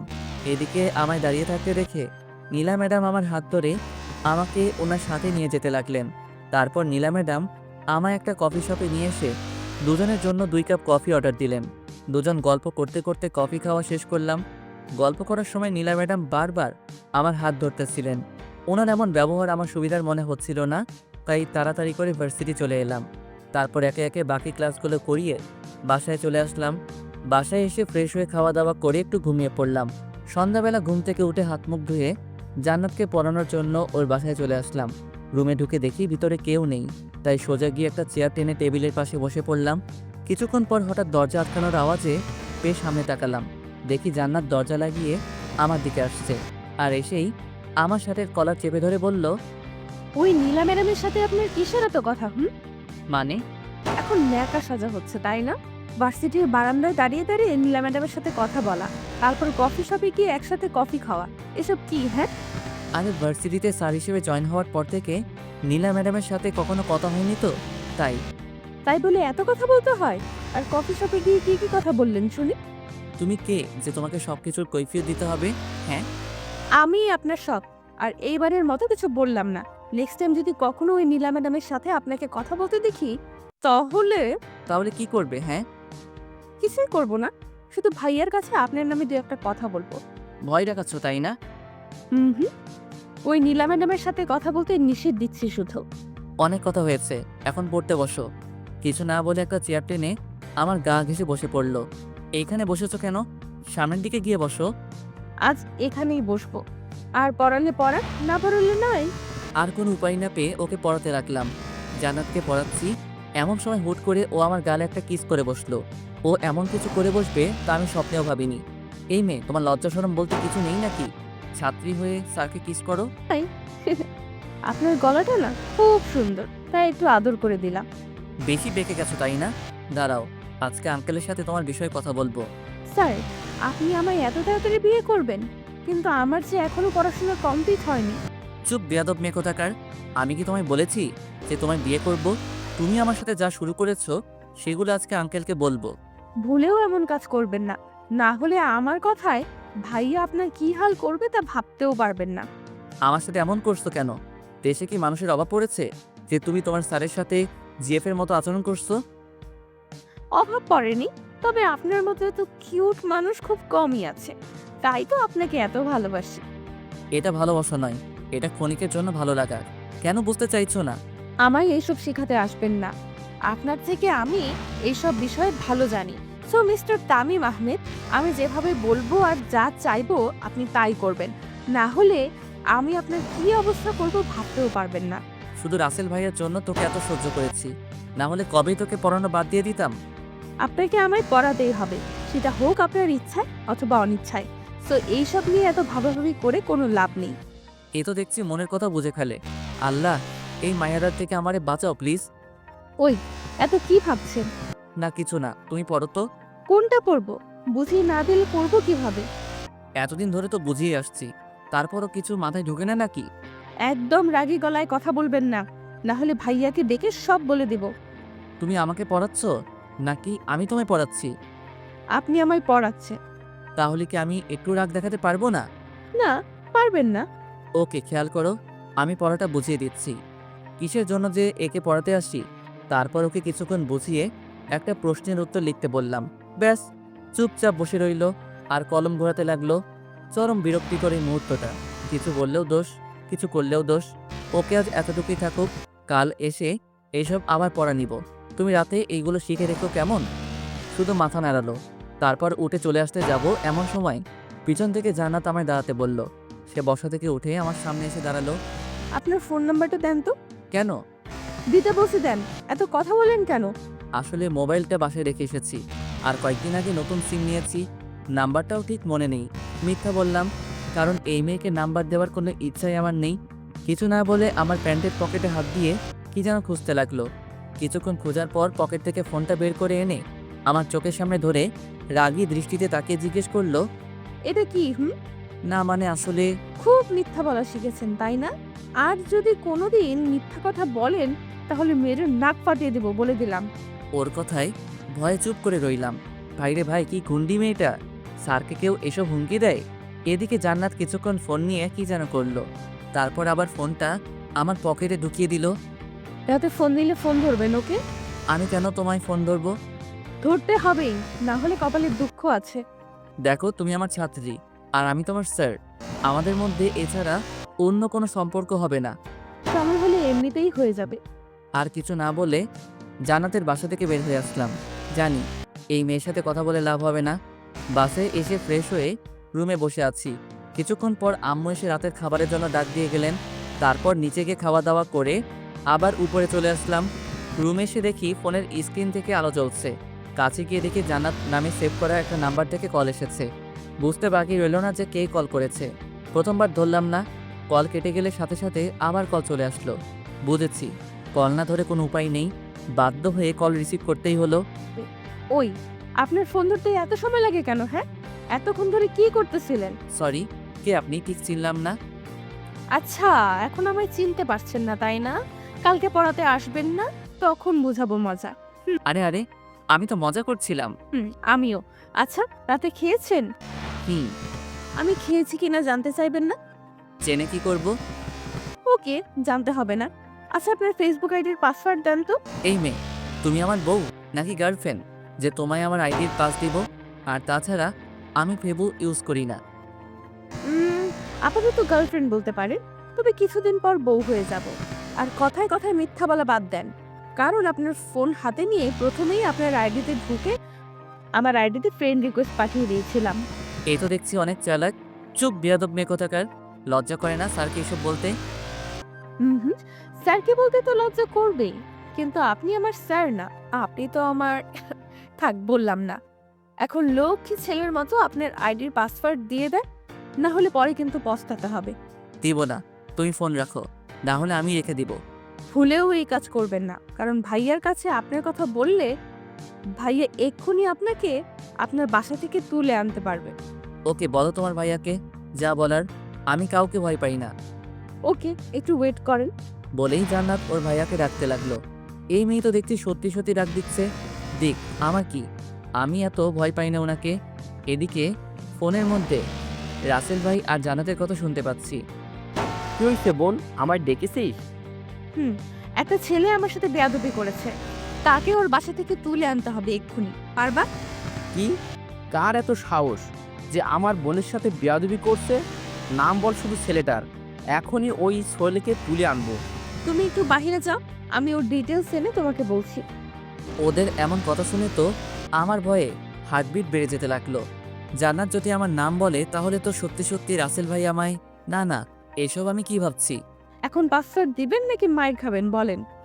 পাসের জন্য তুমি তোমার স্যারের এমন করবা? ভাইয়া বাহিরে দাঁড়িয়ে আছে, তাড়াতাড়ি পাস দেন, নইলে ভাইয়াকে ডেকে আপনার নাম। আমার নাম্বারের শেষ 7 অক্ষরই আমার আইডির পাস। বাধ্য হয়ে দিতেই হলো, না হলে কপালে দুঃখ আছে, বুঝতেই পারছি। কত ভালো আমার বাবু তো। পাস তো দিলাম, ফোন রাখো, এখন আমি ঘুমাবো। ওকে, গুড নাইট, কাল ভার্সিটিতে দেখা হবে। কিছু না বলে ফোনটা কেটে দিলাম। তারপর মোবাইলটা একপাশে রেখে ঘুমিয়ে পড়লাম। পরের দিন সকালবেলা অনেক তাড়াতাড়ি ঘুমটা ভেঙে গেল। সময় কাটছে না দেখে মোবাইলটা হাতে নিয়ে একটু ফেবুতে লগ ইন করলাম। ফেবুতে ঢুকতেই আমার চোখ কপালে ওঠায় পালা। এ আমি কি দেখছি? এটা কিভাবে হলো? আমার এত স্বাদের আইডি। কারণ জান্নাত হয়তো গতকাল রাতে আইডির পাস নিয়ে আইডিটা ডিঅ্যাক্টিভেট করে রেখেছে, যার ফলে আজ আইডিতে ঢুকতে পারছি না। তারপর আবার আইডিটা অ্যাক্টিভেট করে আইডিতে ঢুকে দেখি অনেক মেয়েদের ব্লক করে রাখা হয়েছে, যারা আমায় অযথাই মেসেজ দিত। আমি অবশ্য ওদের কারোর সাথেই কথা বলতাম না। কিছুক্ষণ পর ভার্সিটি যাওয়ার সময় হয়ে এলে রেডি হয়ে নিলাম। তারপর বাসা থেকে বের হয়ে সোজা ভার্সিটিতে চলে এলাম। ক্লাসে বসে আছি আর সবাইকে পড়াচ্ছি।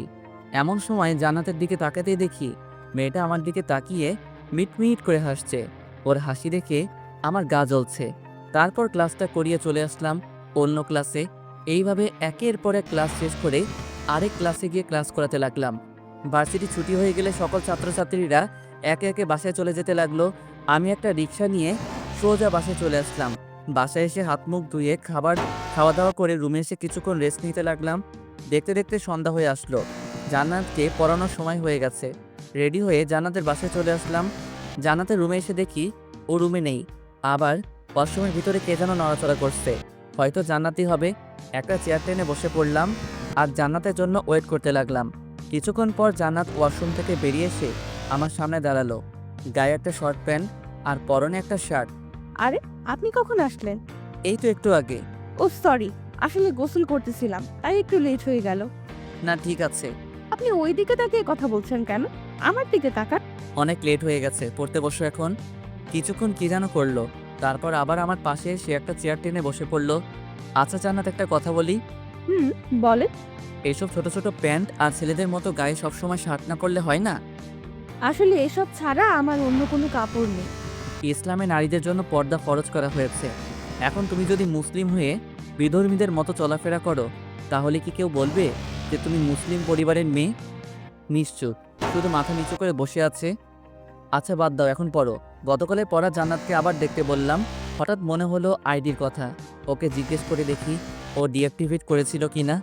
আচ্ছা, তুমি আমার ফেবু আইডি ডিঅ্যাক্টিভেট করেছিলে কেন? আপনার আইডিতে অনেক ময়লা জমেছিল, তাই আইডিটা ডিঅ্যাক্টিভেট করে রেখেছিলাম। কি? আইডিতে আবার ময়লা জমে? মুগ্ধ নয়নে তামিমের দিকে তাকিয়ে ওর হাসিটা রেখে যাচ্ছে। কি হলো, এইভাবে তাকিয়ে আছো কেন? আপনার হাসিটা না খুব সুন্দর। বুঝেছি, এই মেয়ের মাথায় আবার ভূত চড়ে বসেছে। এখন একটু সিরিয়াস হয়ে কথা বলতে হবে।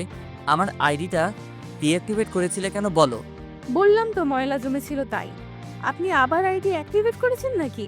করে থাকলেও আবার আমি ডিঅ্যাক্টিভেট করে ফেলবো।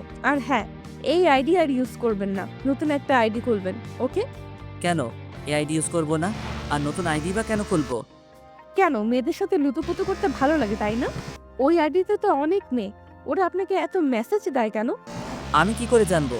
আর তাছাড়া আমি তো কোনো মেয়ের সাথে তেমন কথাও বলি না। বলবেনও না। আর এই আইডিটা ভুলেও অ্যাক্টিভেট করবেন না, করলে আপনার খবর আছে। এই তুমি আমার ছাত্রী হয়ে আমাকে হুমকি দিচ্ছ? হ্যাঁ, সেটাই মনে করেন, তবে আমার কথা অমান্য করলে এর শাস্তি অনেক ভয়ঙ্কর হবে। এ কেমন মেয়ে রে ভাই, ছাত্রী হয়ে স্যারকে হুমকি দেয়? গতকালের পড়া শিখেছো? হুম।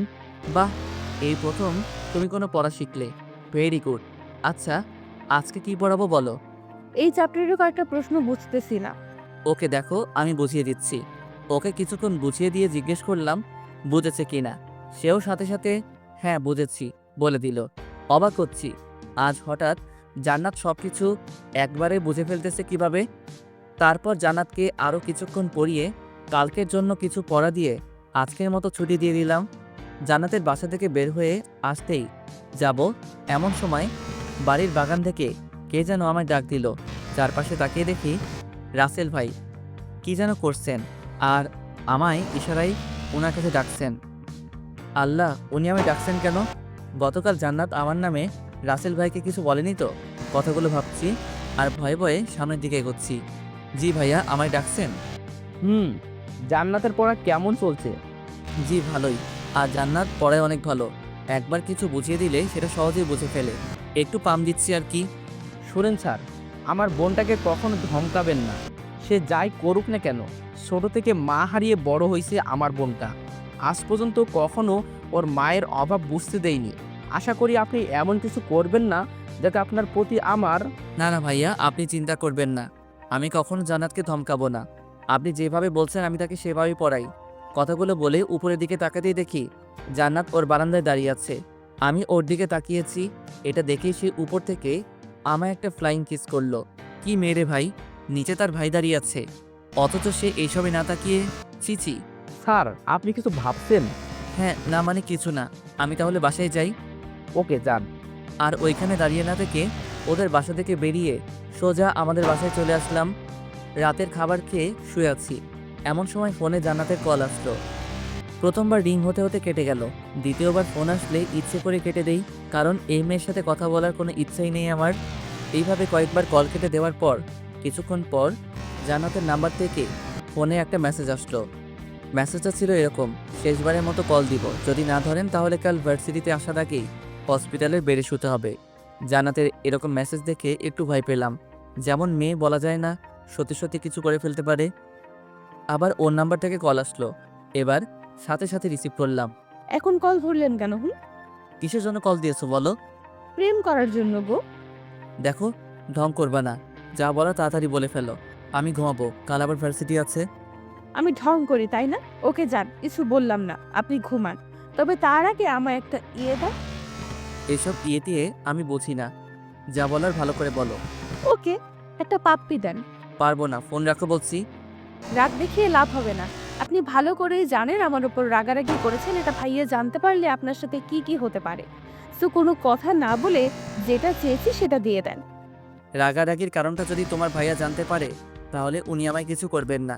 করবেন, অনেক কিছু করবেন, কারণ রাগারাগির বিষয়টা আমি অন্যভাবে নিয়ে যাব, মানে ভাইয়াকে একটু মিথ্যা বলবো আর কি। প্লিজ ফোনটা রাখো, আমি ঘুমাবো। যেটা চেয়েছি সেটা দিয়ে দেন, আমি ফোন রেখে দিব। এছাড়া আর কোনো লাভ হবে না। বুঝেছি, এই মেয়ে পিছু ছাড়বে না, তাই বাধ্য হয়ে কোনো রকমে ইনিয়ে বিনিয়ে ইয়েটা দিতে হলো আর কি। লুচ্চা ভাইবেন না আবার আমাকে, চিপাই পইরা দিছি, ইচ্ছে করে তো আর দেই নাই। তারপর জান্নাত ফোনটা কেড়ে দিল, আর আমিও শান্তিতে বিছানায় গাটা এলিয়ে দিয়ে শুয়ে পড়লাম। পরের দিন ভার্সিটিতে এসে ক্লাসে বসে সবাইকে ক্লাস করাচ্ছি। ভুল করে একবার জান্নাতের দিকে তাকাতেই সে আমায় চোখ টিপ মেরে মিটমিট করে হাসতে লাগলো। লজ্জায় আর ওর দিকে তাকালাম না। ক্লাসটা করিয়ে অন্য আরেকটা ক্লাসে চলে এলাম। একে একে সব ক্লাস করিয়ে ভার্সিটিও ছুটি হয়ে গেল। বাসায় যাওয়ার জন্য ভার্সিটি থেকে বের হতেই কোথা থেকে জানি নীলা ম্যাডাম একটা রিক্সা নিয়ে আমার সামনে এসে দাঁড়ালেন। বাসায় যাচ্ছেন মনে হয়, আসেন আমার সাথে, আপনাকে আপনার বাসায় নামিয়ে দিয়ে যাই। না থাক, আমি হেঁটেই যেতে পারবো, আপনি চলে যান। তা বললে তো হবে না। আমি আপনাকে একা রেখে চলে যাব কিভাবে? আসেন আমার সাথে বলছি। বলেই আমার হাত ধরে টেনে রিক্সায় উঠিয়ে নিলেন। কিছু বলতে গিয়েও পারলাম না, যদি উনি আবার মাইন্ড করেন। এদিকে উনি বারবার আমার দিকে হেলে দুলে পড়ছেন, আর আমি ততই চেপে বসার চেষ্টা করছি। কিছুক্ষণ পর, চাচা রিক্সা থামান, কেন, কি হয়েছে? আমার বাসার সামনেই, একটু হাঁটলে পৌঁছে যাব, আপনি চলে যান। আর চাচা এই নিন রিক্সা ভাড়া। আরে ভাড়া দিতে হবে না, আমি দিয়ে দেব। না, আপনি মেয়ে মানুষ হয়ে একজন পুরুষের ভাড়া দিবেন, এটা কেমন দেখায়? একটা মুচকি হাসি দিয়ে চলে গেলেন। আমিও আর দাঁড়িয়ে না থেকে সোজা বাসায় চলে আসলাম। বাসায় এসে হাত মুখ ধুয়ে দুপুরের খাবার খেয়ে নিলাম। সন্ধ্যাবেলা জান্নাতকে পড়ানোর জন্য ওর বাসায় চলে এলাম। জান্নাতের রুমের দরজা খুলে ভিতরে ঢুকে দেখি জান্নাত রুমে নেই, হয়তো ওয়াশরুমে আছে। এটা ভেবে আমি রুমের ভিতরে ঢুকে পড়লাম। সাথে সাথে রুমের দরজা ঠাস করে বন্ধ হয়ে গেল। পিছনে তাকাতেই কে যেন আমার হাত টেনে ধরে দরজার সাথে চেপে ধরলো। সে আর কেউ না, জান্নাত। এই কি করছো? ছাড়ো আমায়। কেন এখন ছাড়বো কেন? ওনাদের সাথে তো ভালোই ঘেঁষাঘেঁষি করতে পারে। মানে আমি আবার কি করলাম? এখন সাধু সাজা হচ্ছে তাই না? আরে কি আবল তাবল বকছো? আমি করেছিটা কি সেটা তো বলবা নাকি? কেন, গতকাল যে নীলা ম্যাডামের সাথে এক রিক্সায় বাসায় গেলেন মনে নেই? খুব মজা হয়েছিল গতকাল, তাই না? এই রে, জান্নাত এসব জানলো কি করে? তাহলে কি নীলা ম্যাডামের রিক্সায় ওঠার সময় জান্নাত আমাকে দেখে ফেলেছিল? না মানে আসলে আমি তো... হ্যাঁ, এখন এটাই তো বলবেন যে আমি ইচ্ছে করে রিক্সায় উঠিনি, উনি জোর করে আমায় তুলেছেন, তাই তো?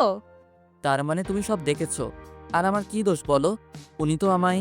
চুপ করেন, লজ্জা করে না নিজের বয়সে বড় মেয়েদের সাথে লুতুপুতু করতে? তুমি কিন্তু বেশি করে ফেলছো। ছাত্রী হয়ে স্যারকে ধমক দিচ্ছ, আর আমি ওনার সাথে লুতুপুতু কেন করব? হ্যাঁ, 100 বার ধমক দিব, কি করবেন আপনি? হ্যাঁ, আর আপনাকে আমার ভালো করে চেনা আছে। শোনেন, আগেও একবার মাফ করেছি, বাট এখন কোনো মাফ নেই। আমার কথা যেহেতু অমান্য করেছেন, তাহলে এর শাস্তি আপনাকে পেতেই হবে। এই আমি তোমার এমন কি ক্ষতি করেছি সব সময় আমার পিছনে পড়ে থাকো? আমি কি ওনার সাথে ইচ্ছাকৃতভাবে কখনো কথা বলেছি বলো? এত কিছুর উত্তর আমি দিতে পারবো না। এখন আপনাকে আমার কথা অমান্য করার জন্য শাস্তি পেতে হবে। কি শাস্তি? বেশি কিছু না, শুধু আমায় একবার জড়িয়ে ধরবেন আর 5 মিনিট কিস করবেন। কি পাগল নাকি তুমি? হ্যাঁ, স্যারকে এইসব কিভাবে? ছি ছি, আমার বলতেও লজ্জা করছে।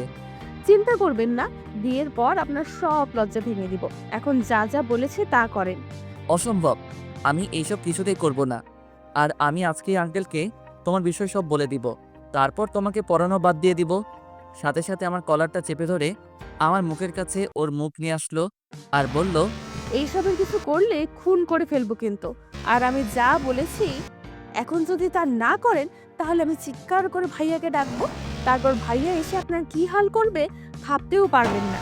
ওর কথা শুনে ভয় ঢোক গিলতে লাগলাম। কি করব না ভেবে পাচ্ছি না। আমাকে ছেড়ে দাও প্লিজ, আমি তো তোমার কোনো ক্ষতি করিনি, তাহলে কেন আমার সাথে এমন করছো? মা বাবার একটা মাত্র সন্তান আমি, আমার কিছু হয়ে গেলে ওরা কাকে নিয়ে বাঁচবে বলো? প্লিজ আমায় শেষবারের মতো মাফ করে দাও। আর আমায় ছেড়ে দাও প্লিজ। ছেড়ে দিলে তো হবে না সোনা, অপরাধ যেহেতু করেছো এর শাস্তি তো পেতেই হবে, তাই না? আমাদের মধ্যে শুধু স্যার ছাত্রীর সম্পর্ক, এছাড়া আর কিছু না। আমাদের মধ্যে ওইসব হবে না। এটা ঠিক না, কেন বুঝতেছো না তুমি? আমি এত কিছু বুঝতে চাই না, আপনি আমার দেওয়া শাস্তিটা পূরণ করবেন কি না বলেন। আর তুমি কেন বুঝতে পারছো না? ওই, তুই কিস করবি নাকি আমি কিছু করব? করবো না, যা করার করো। ওকে। বলে আমার সাথে কথা চেপে ধরে আমার ঠোঁটের সাথে তার ঠোঁট এক করে দিল। নিজেকে ছাড়ানোর অনেক চেষ্টা করছি, কিন্তু ওর শক্তির সাথে আমি কিছুতেই পেরে উঠতে পারছি না। এদিকে আমার ঠোঁটের উপর অত্যাচারটা আরও বেড়ে গেল। আমার ঠোঁটগুলোতে জান্নাত বারবার কামড় দিচ্ছে। যত নড়চড়া করছি ততই জোরে কামড় মারছে। কিছুক্ষণ পর জান্নাত আমার ডান হাতটা নিয়ে ওর কোমরে চেপে ধরলো। সাথে সাথে আমি নিজের হাতটা ছাড়িয়ে নিলাম আর জান্নাতকে জোরে একটা ধাক্কা মেরে দূরে ফেলে দিলাম। ধাক্কার তাল সামলাতে না পেরে জান্নাত মেঝেতে পড়ে গেল আর ব্যথার চোটে আহ বলে চিৎকার দিয়ে উঠল। কিছুক্ষণ পরেই কারো জুতার আওয়াজ শুনে বুঝতে পারলাম কেউ একজন উপরে আসছে। এর কয়েক সেকেন্ড পর কে যেন রুমের বাহির থেকে দরজায় টুকা দিল আর বলল, বোন, কি হয়েছে? তোর চিৎকার দিলি কেন? কণ্ঠটা শুনে বুঝতে পারলাম এটা রাসেল ভাই ছাড়া আর কেউ না। এখন জান্নাত যদি ওনাকে বলে দেয় যে আমি ওকে ধাক্কা মেরে ফেলেছি, বলুক, তাহলে আমিও বলবো। না, এসব বলে তো উল্টা উনি আমাকে সন্দেহ করবেন। চেয়ারে ভয়ের চাপ নিয়ে জান্নাতের দিকে তাকাতেই দেখি সে এখনও মেঝেতে পড়ে আছে। উড়ার চেষ্টা করছে কিন্তু উঠতে পারছে না। হয়তো জোরে ধাক্কা দেওয়ায় ব্যথা পেয়েছে অনেক। কি হলো বোন, দরজা খুলছিস না কেন? এই তুমি ঠিক আছো তো? আসলে সরি, আমি এত জোরে ধাক্কা মারতে চাইনি। প্লিজ উঠে পড়ো এখন আর দরজা খুলে দাও, রাসেল ভাই ডাকছে। কিভাবে উঠবো? আমার কোমর তো ভেঙেই দিলেন ধাক্কা মেরে, এখন কিছুতেই দাঁড়াতে পারছি না, কোমরে প্রচুর ব্যথা করছে। তখন তুমি ওইসব না করলে তো আর আমি ধাক্কা মারতাম না। এখন একটু কষ্ট করে উঠে পড়ো প্লিজ। আমি পারবো না, কোমরে ভীষণ ব্যথা করছে। আর আপনি কেমন মানুষ হ্যাঁ, তীরে তুলতে পারেন না আমায়? ওর কথা কি করবো ভেবে পাচ্ছি না। এদিকে বাহির থেকে রাসেল ভাই জান্নাতকে ডেকেই যাচ্ছে, আর এই মেয়ে কিছুতেই উঠতে পারছে না। আর উপায় না পেয়ে জান্নাতের হাত টেনে ধরে ওকে উঠাতে লাগলাম। এই কি করছো? ছাড়ো বলছি। ছাড়ার জন্য তো ধরিনি বাবু। দেখো বাহিরে তোমার ভাইয়া দাঁড়িয়ে আছে, দরজা খুলে দাও, না হলে উনি কি না কি ভাববে বলো। ভাবুক, আমার কিছু যায় আসে না। বোন, দরজা খোল, না হলে কিন্তু আমি দরজা ভেঙে ফেলবো। ভাইয়া আমার কিচ্ছু হয়নি, আমি ঠিক আছি। আমাকে জড়িয়ে ধরা অবস্থাতেই বলল, তাহলে একটু আগে চিৎকার করলি কেন? আসলে টেবিলের নিচে একটা তেলাপোকা দেখে ভয় পেয়ে গেছিলাম, তাই ভয়ে চিৎকার দিয়েছিলাম। কিন্তু স্যার তেলাপোকাটাকে মেরে ফেলেছেন। তোমার আর টেনশন করতে হবে না, তুমি যাও। আচ্ছা, যা, ঠিক আছে, তুই এখন পড়, আমি তাহলে গেলাম। জান্নাত ছাড়ো প্লিজ, আমার শ্বশুরই লাগছে। কেন, নীলা ম্যাডামের সাথে ঘেঁষাঘেঁষি করার সময় সুশ্রুরি লাগে না? আমি ধরলেই সুশ্রুরি লাগে? আমি ধরলেই খারাপ লাগে? আর বলে ভালো লাগে, তাই না? দেখো আমি ওনার সাথে। চুপ করে দাঁড়িয়ে থাকুন আর আমায় জড়িয়ে ধরুন। এমনিতেই ঠিকমতো কিস করতে দেননি, এখন বেশি কথা বললে এমন জায়গায় মরবো যে জীবনেও বাবা ডাক শুনতে পারবেন না। ওর কথায় ভয় পেয়ে আর কোনো কথা বললাম না। সত্যি মেরে দিতে পারে যেভাবে রেগে। ওর কথায় ভয় পেয়ে আর কোনো কথা বললাম না। সত্যি মেরে দিতে পারে যেভাবে রেগে আছে। কিছুক্ষণ পর আমরা কবে বিয়ে করব? মাথা উপরে তুলে আমার দিকে তাকিয়ে ওর কথা শুনে একটু কাশতে লাগলাম। মেয়ে বলে কি মাথা পুড়ে গেছে মনে হয়। কি হলো, চুপ করে আছো কেন, বলো। আমায় ছাড়ো, আমার একটু কাজ আছে, যেতে হবে। উহুম, আর একটু থাকি না। আজকের পড়াগুলো রাতে আরেকবার দেখবা, কাল এসে ওইগুলো পড়া নিব। আজ তাহলে আমি আসি। জান্নাতকে ছাড়িয়ে কথাগুলো বলে চলে আসতে যাব, এমন সময় পিছন থেকে জান্নাত আমায় দাঁড়াতে বলল। আবার কি? কাল ভার্সিটি শেষে আমার জন্য একটু ওয়েট করিয়েন, আপনাকে নিয়ে একটা জায়গায় যাব। পারবো না, আর এমনিতেও কাল আমার একটা জরুরি কাজ আছে, সেটা শেষ করতে হবে। না গেলে আমি ভাইয়াকে বলে আপনাকে আমার সাথে নিয়ে যাব, সমস্যা নেই। কিছু না বলে দরজা খুলে ওর রুম থেকে বেরিয়ে আসলাম। নিচে এসে দেখি রাসেল ভাই বাগানে বসে আছেন। আমাকে দেখি কিছুক্ষণ আমার দিকে তাকিয়ে থেকে আমায় ডাক দিলেন। ভয়ে হার্টবিট বাড়তে শুরু করলো। উনি আমায় ডাকছেন কেন? ধীরে ধীরে ওনার সামনে গিয়ে দাঁড়ালাম। জি ভাইয়া বলেন। আপনার ঠোঁটে রক্ত কেন স্যার? কোথায় রক্ত?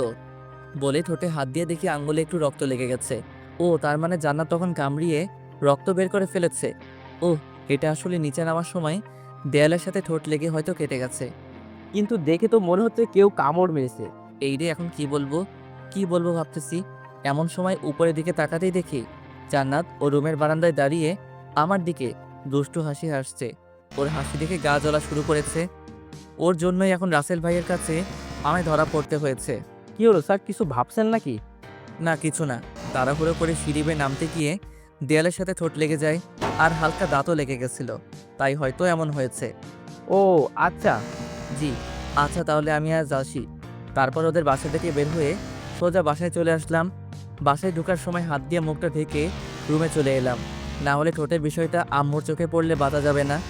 রুমে এসে আয়নার দিকে তাকিয়ে ঠোঁটগুলো দেখে খুব রাগ হতে লাগলো জান্নাতের উপর। কামড়িয়ে একদম ঠোঁটের অবস্থা কাহিল করে ফেলছে। রাতের বেলা খাবারের আগে ঠোঁটগুলো ড্রেসিং করে খাবার খেতে গেলাম। চুপচাপ খেয়ে দিয়ে আবার রুমে চলে এলাম। রুমে এসে ফেবো আইডিটা অ্যাক্টিভেট করে কিছুক্ষণ নিউজ ফিড ঘোরাঘুরি করে মোবাইলটা রেখে ঘুমিয়ে পড়লাম। পরের দিন সকালবেলা ঘুম থেকে উঠে ফ্রেশ হয়ে হালকা নাস্তা করে ভার্সিটিতে চলে এলাম। ক্লাসে জান্নাত আজ তেমন দুষ্টুমি করেনি, এতে ক্লাস করাতে ভালোই লাগলো। এইভাবে একে একে প্রত্যেকটা ক্লাস করিয়ে শেষ হলে ভার্সিটি ছুটি হয়ে গেল। ভার্সিটি গেট দিয়ে বের হতে যাব, এমন সময় পিছন থেকে যেন বলল, স্যার একটু দাঁড়ান। পিছনে ফিরে দেখি সে আর কেউ না, জান্নাত। কখন থেকে ডাকছি, শুনতে পান না? কেন ডাকছো? বলেছিলাম না আপনাকে নিয়ে এক জায়গায় যাব, চলেন যাওয়া যাক। আমিও গতকাল বলে দিয়েছিলাম যে আমি পারবো না, আমার একটা জরুরি কাজ আছে।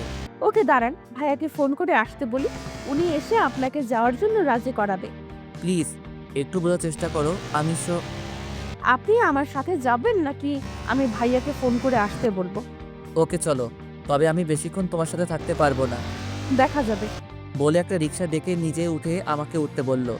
আমি তোমার সাথে এক রিক্সায় যেতে পারবো না। উঠবেন নাকি ভাইয়াকে? আরে উঠছি তো, খালি ভাইয়া ভাইয়া করো কেন? এই শপিং মলে চলেন তো। শপিং মলে কেন? একটু পরেই বুঝতে পারবেন, এখন চুপ করে বসে থাকেন। ওর কথা মতো চুপ করে বসে রইলাম। কিছুক্ষণ পর রিক্সা এসে থামলো একটা শপিং মলের সামনে। এরপর জান্নাত রিক্সা থেকে নেমে রিক্সা ভাড়াটা দিয়ে দিল। আমিও সাথে সাথে রিক্সা থেকে নেমে পড়লাম। তারপর জান্নাত আমাকে ধরে শপিং মলের ভিতরে নিয়ে আসলো। হাঁটতে হাঁটতে একসময় জান্নাত আমায় নিয়ে একটা শাড়ির দোকানে গিয়ে ঢুকলো আর দোকানদারকে কয়েকটা শাড়ি দেখাতে বলল। কিছুক্ষণ পর দোকানদার আমাদের সামনে কয়েকটা শাড়ি এনে রাখলেন আর একে একে সব কটা শাড়ি প্যাকেট থেকে খুলে দেখাতে লাগলেন। দেখেন তো কোন শাড়িটা নিব। তোমার যেটা ভালো লাগে সেটা নাও। আমায় জিজ্ঞেস করছো কেন? উফ, আপনিও না, আপনার পছন্দ করা শাড়ি ছাড়া আমি কি কোনোদিনও অন্য কোনো শাড়ি পরেছি? তো আমি তো অবাক। মেয়ে বলে কি আমার পছন্দ করা শাড়ি না ছাড়া নাকি সে কোনোদিন শাড়ি পরেনি, কিন্তু এই মেয়েকে তো এইসব ছোট ছোট ড্রেস না ছাড়া আমি কোনোদিন দেখেছি বলে মনে হয় না। স্যার, ম্যাডাম যখন বলেছেন তাহলে একটা শাড়ি পছন্দ করে দিন না। তাছাড়া আপনারই তো ওয়াইফ, বাইরের কেউ নাকি যে পছন্দ করে দেওয়া যাবে না?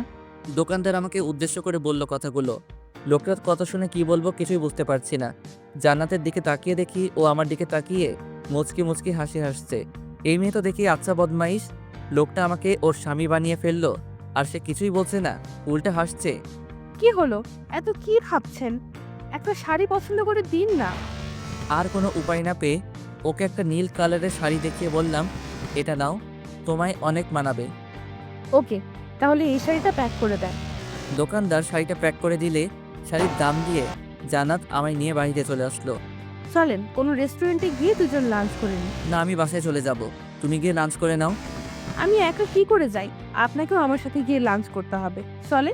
বলেই আমায় এক প্রকার জোর করে পাশের একটা রেস্টুরেন্টে নিয়ে আসলো।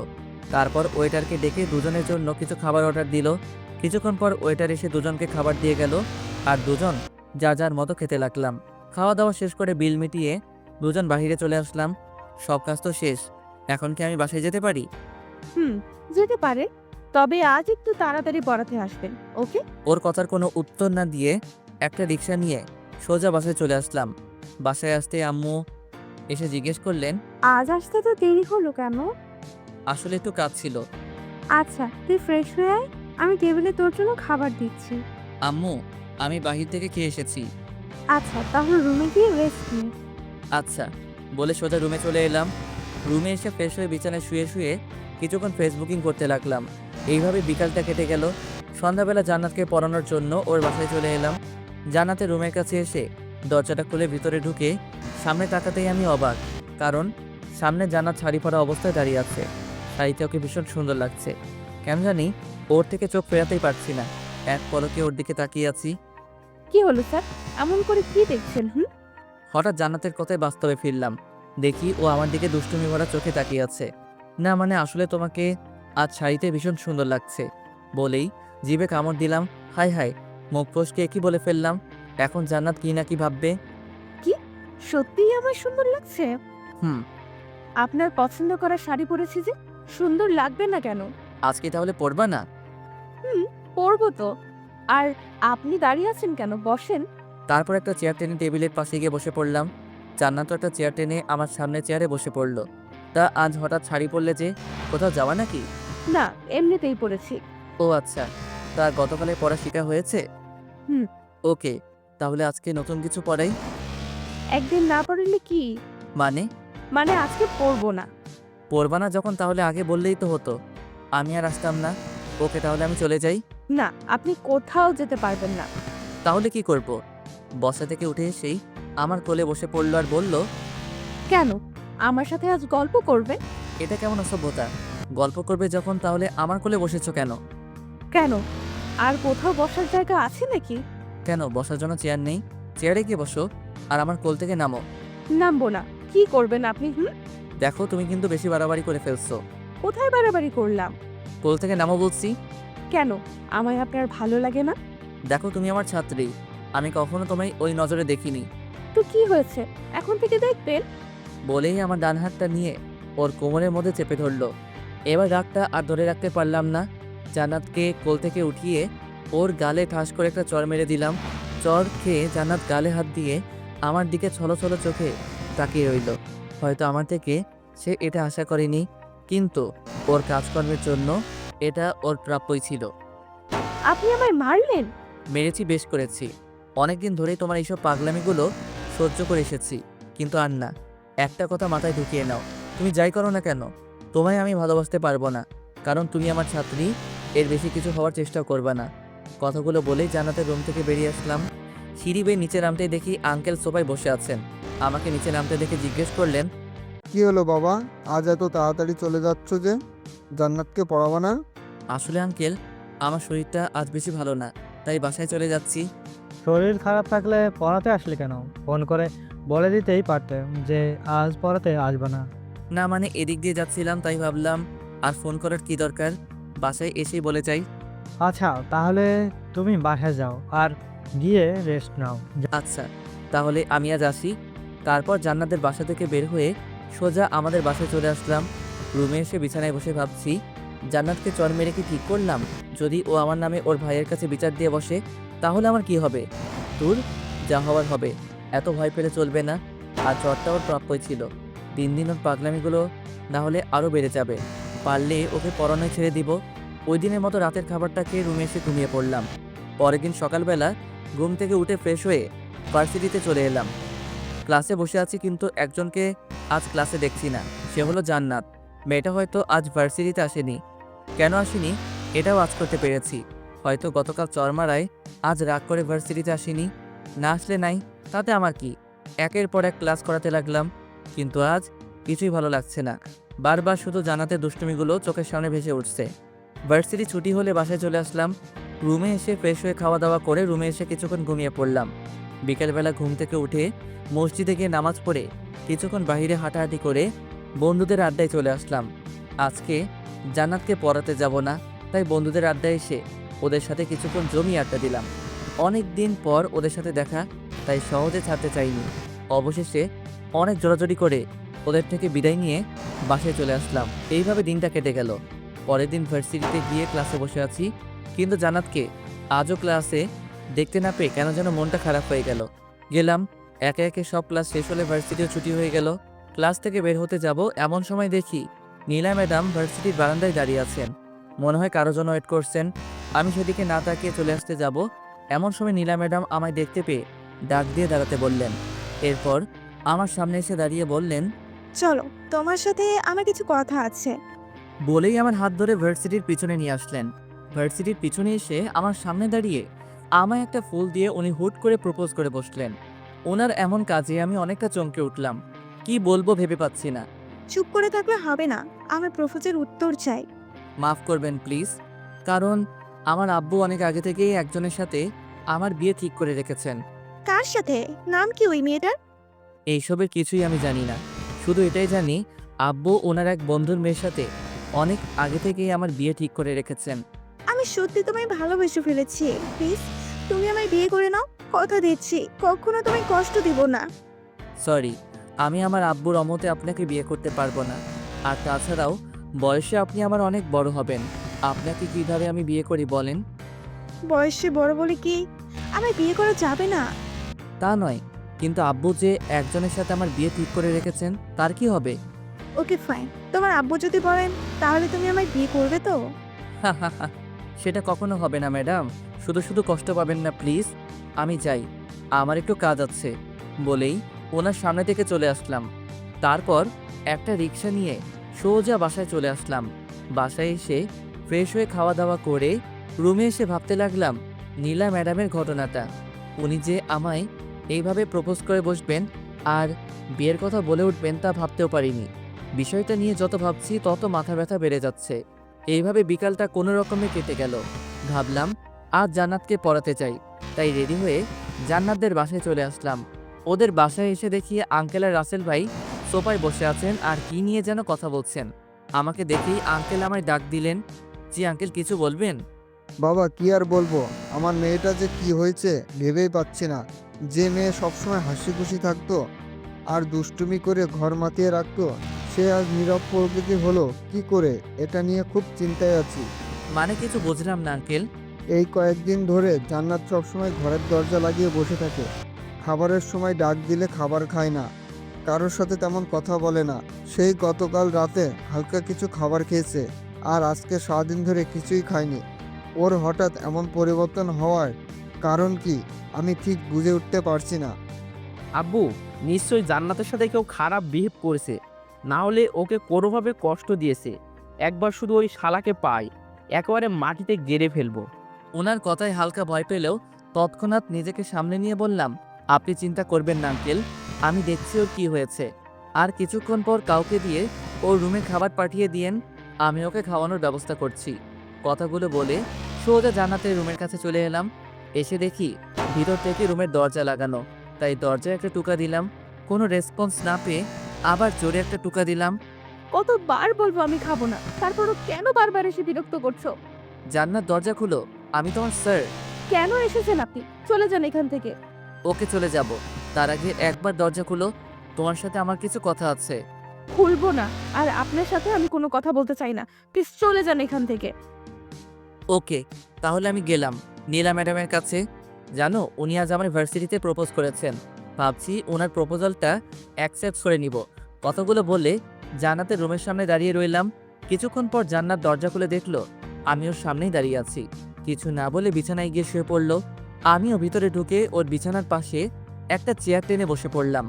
সরি, আসলে ওই দিন তোমায় ইচ্ছা করে চড় মারতে চাইনি, রাগের মাথায় চড়টা মেরে ফেলেছিলাম।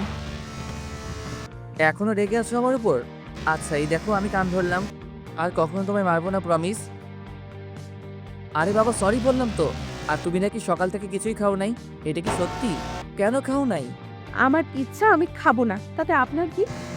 ঠিকই তো, তুমি না খেলে আমার কি। ওকে, তাহলে আমি আর থেকে কি করব, চলে যাই নাকি? শোয়া থেকে উঠে আমার দিকে তাকালো আর বলল, আমার কষ্ট দিতে আপনার ভালো লাগে তাই না? ওর চেহারা দেখে যেন ওকে চিনতেই পারছি না। এই 2 দিনে মেয়েটা এত শুকিয়ে গেছে, কি আর বলবো। আর চোখের নিচে হালকা কালিও জমে গেছে, আর চোখ দুটো লাল হয়ে আছে। মনে হয় এই 2টা দিন শুধু এক নাগাড়ে কেঁদেই পার করেছে। এ কি, তোমার চেহারার এই অবস্থা কেন? 2 দিনে কতটা শুকিয়ে গেছো, আর ঠিকমতো খাওয়া দাওয়া করো না কেন? হ্যাঁ, কিছু বলতে যাবে এমন সময় একটা মহিলা এসে টেবিলে খাবার রেখে গেল, আর যাওয়ার সময় বলে গেল, মামনি খাবারটা খেয়ে নিও।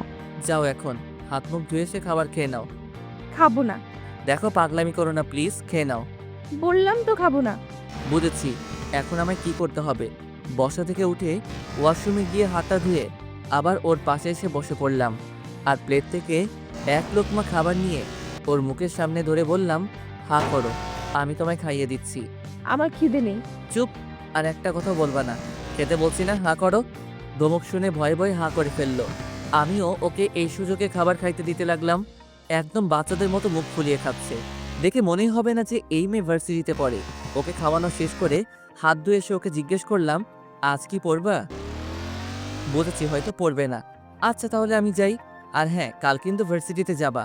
2 দিন ধরে তো যাওয়া হচ্ছে না। নীলা ম্যাডাম কি সত্যিই আপনাকে প্রপোজ করেছে? আরে না, তখন দরজা খোলার জন্য কথাটা বলেছিলাম। ও, হুম, আচ্ছা তাহলে আমি যাই।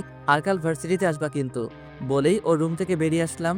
নিচে আসতেই আঙ্কেল আমায় দেখে বললেন, জান্নাত খাবার খেয়েছে? জি আঙ্কেল, খেয়েছে। আর আজ না কেউ পড়বে না, তাই বাসায় চলে যাচ্ছি। যাক, মেয়েটা খাবার খেয়েছে তাহলে।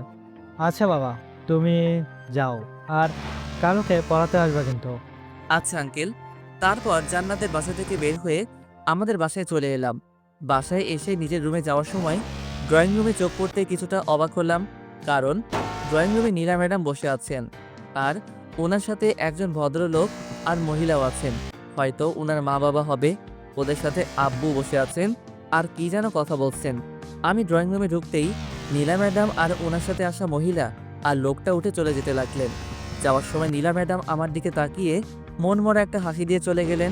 কিছু বুঝতে না পেরে আমি আব্বুর দিকে প্রশ্নবোধক দৃষ্টিতে তাকিয়ে জিজ্ঞেস করলাম, ওরা এখানে কেন এসেছিল? মেয়েটা নাকি তোমায় ভালোবাসে, তাই ওর মা বাবাকে সাথে নিয়ে এসেছি তোমার সাথে ওর বিয়ে দেওয়ার জন্য। তুমি ওদের কি বলেছো? তুমি তো জানোই যে আমি আমার এক বন্ধুর মেয়ের সাথে অনেক আগে থেকেই তোমার বিয়ে ঠিক করে রেখেছি। ওদেরকে বুঝিয়ে বলেছি বিষয়টা, ওরাও বুঝে গেছে, তাই আর কোনো কথা বলিনি। তা তোমার এই বন্ধুটা কে আব্বু? কখনো তো দেখলাম না ওনাকে। সময় হলে দেখতে পারবা, এখন তোমার রুমে যাও। আর কিছু না বলে সোজা নিজের রুমে চলে এলাম।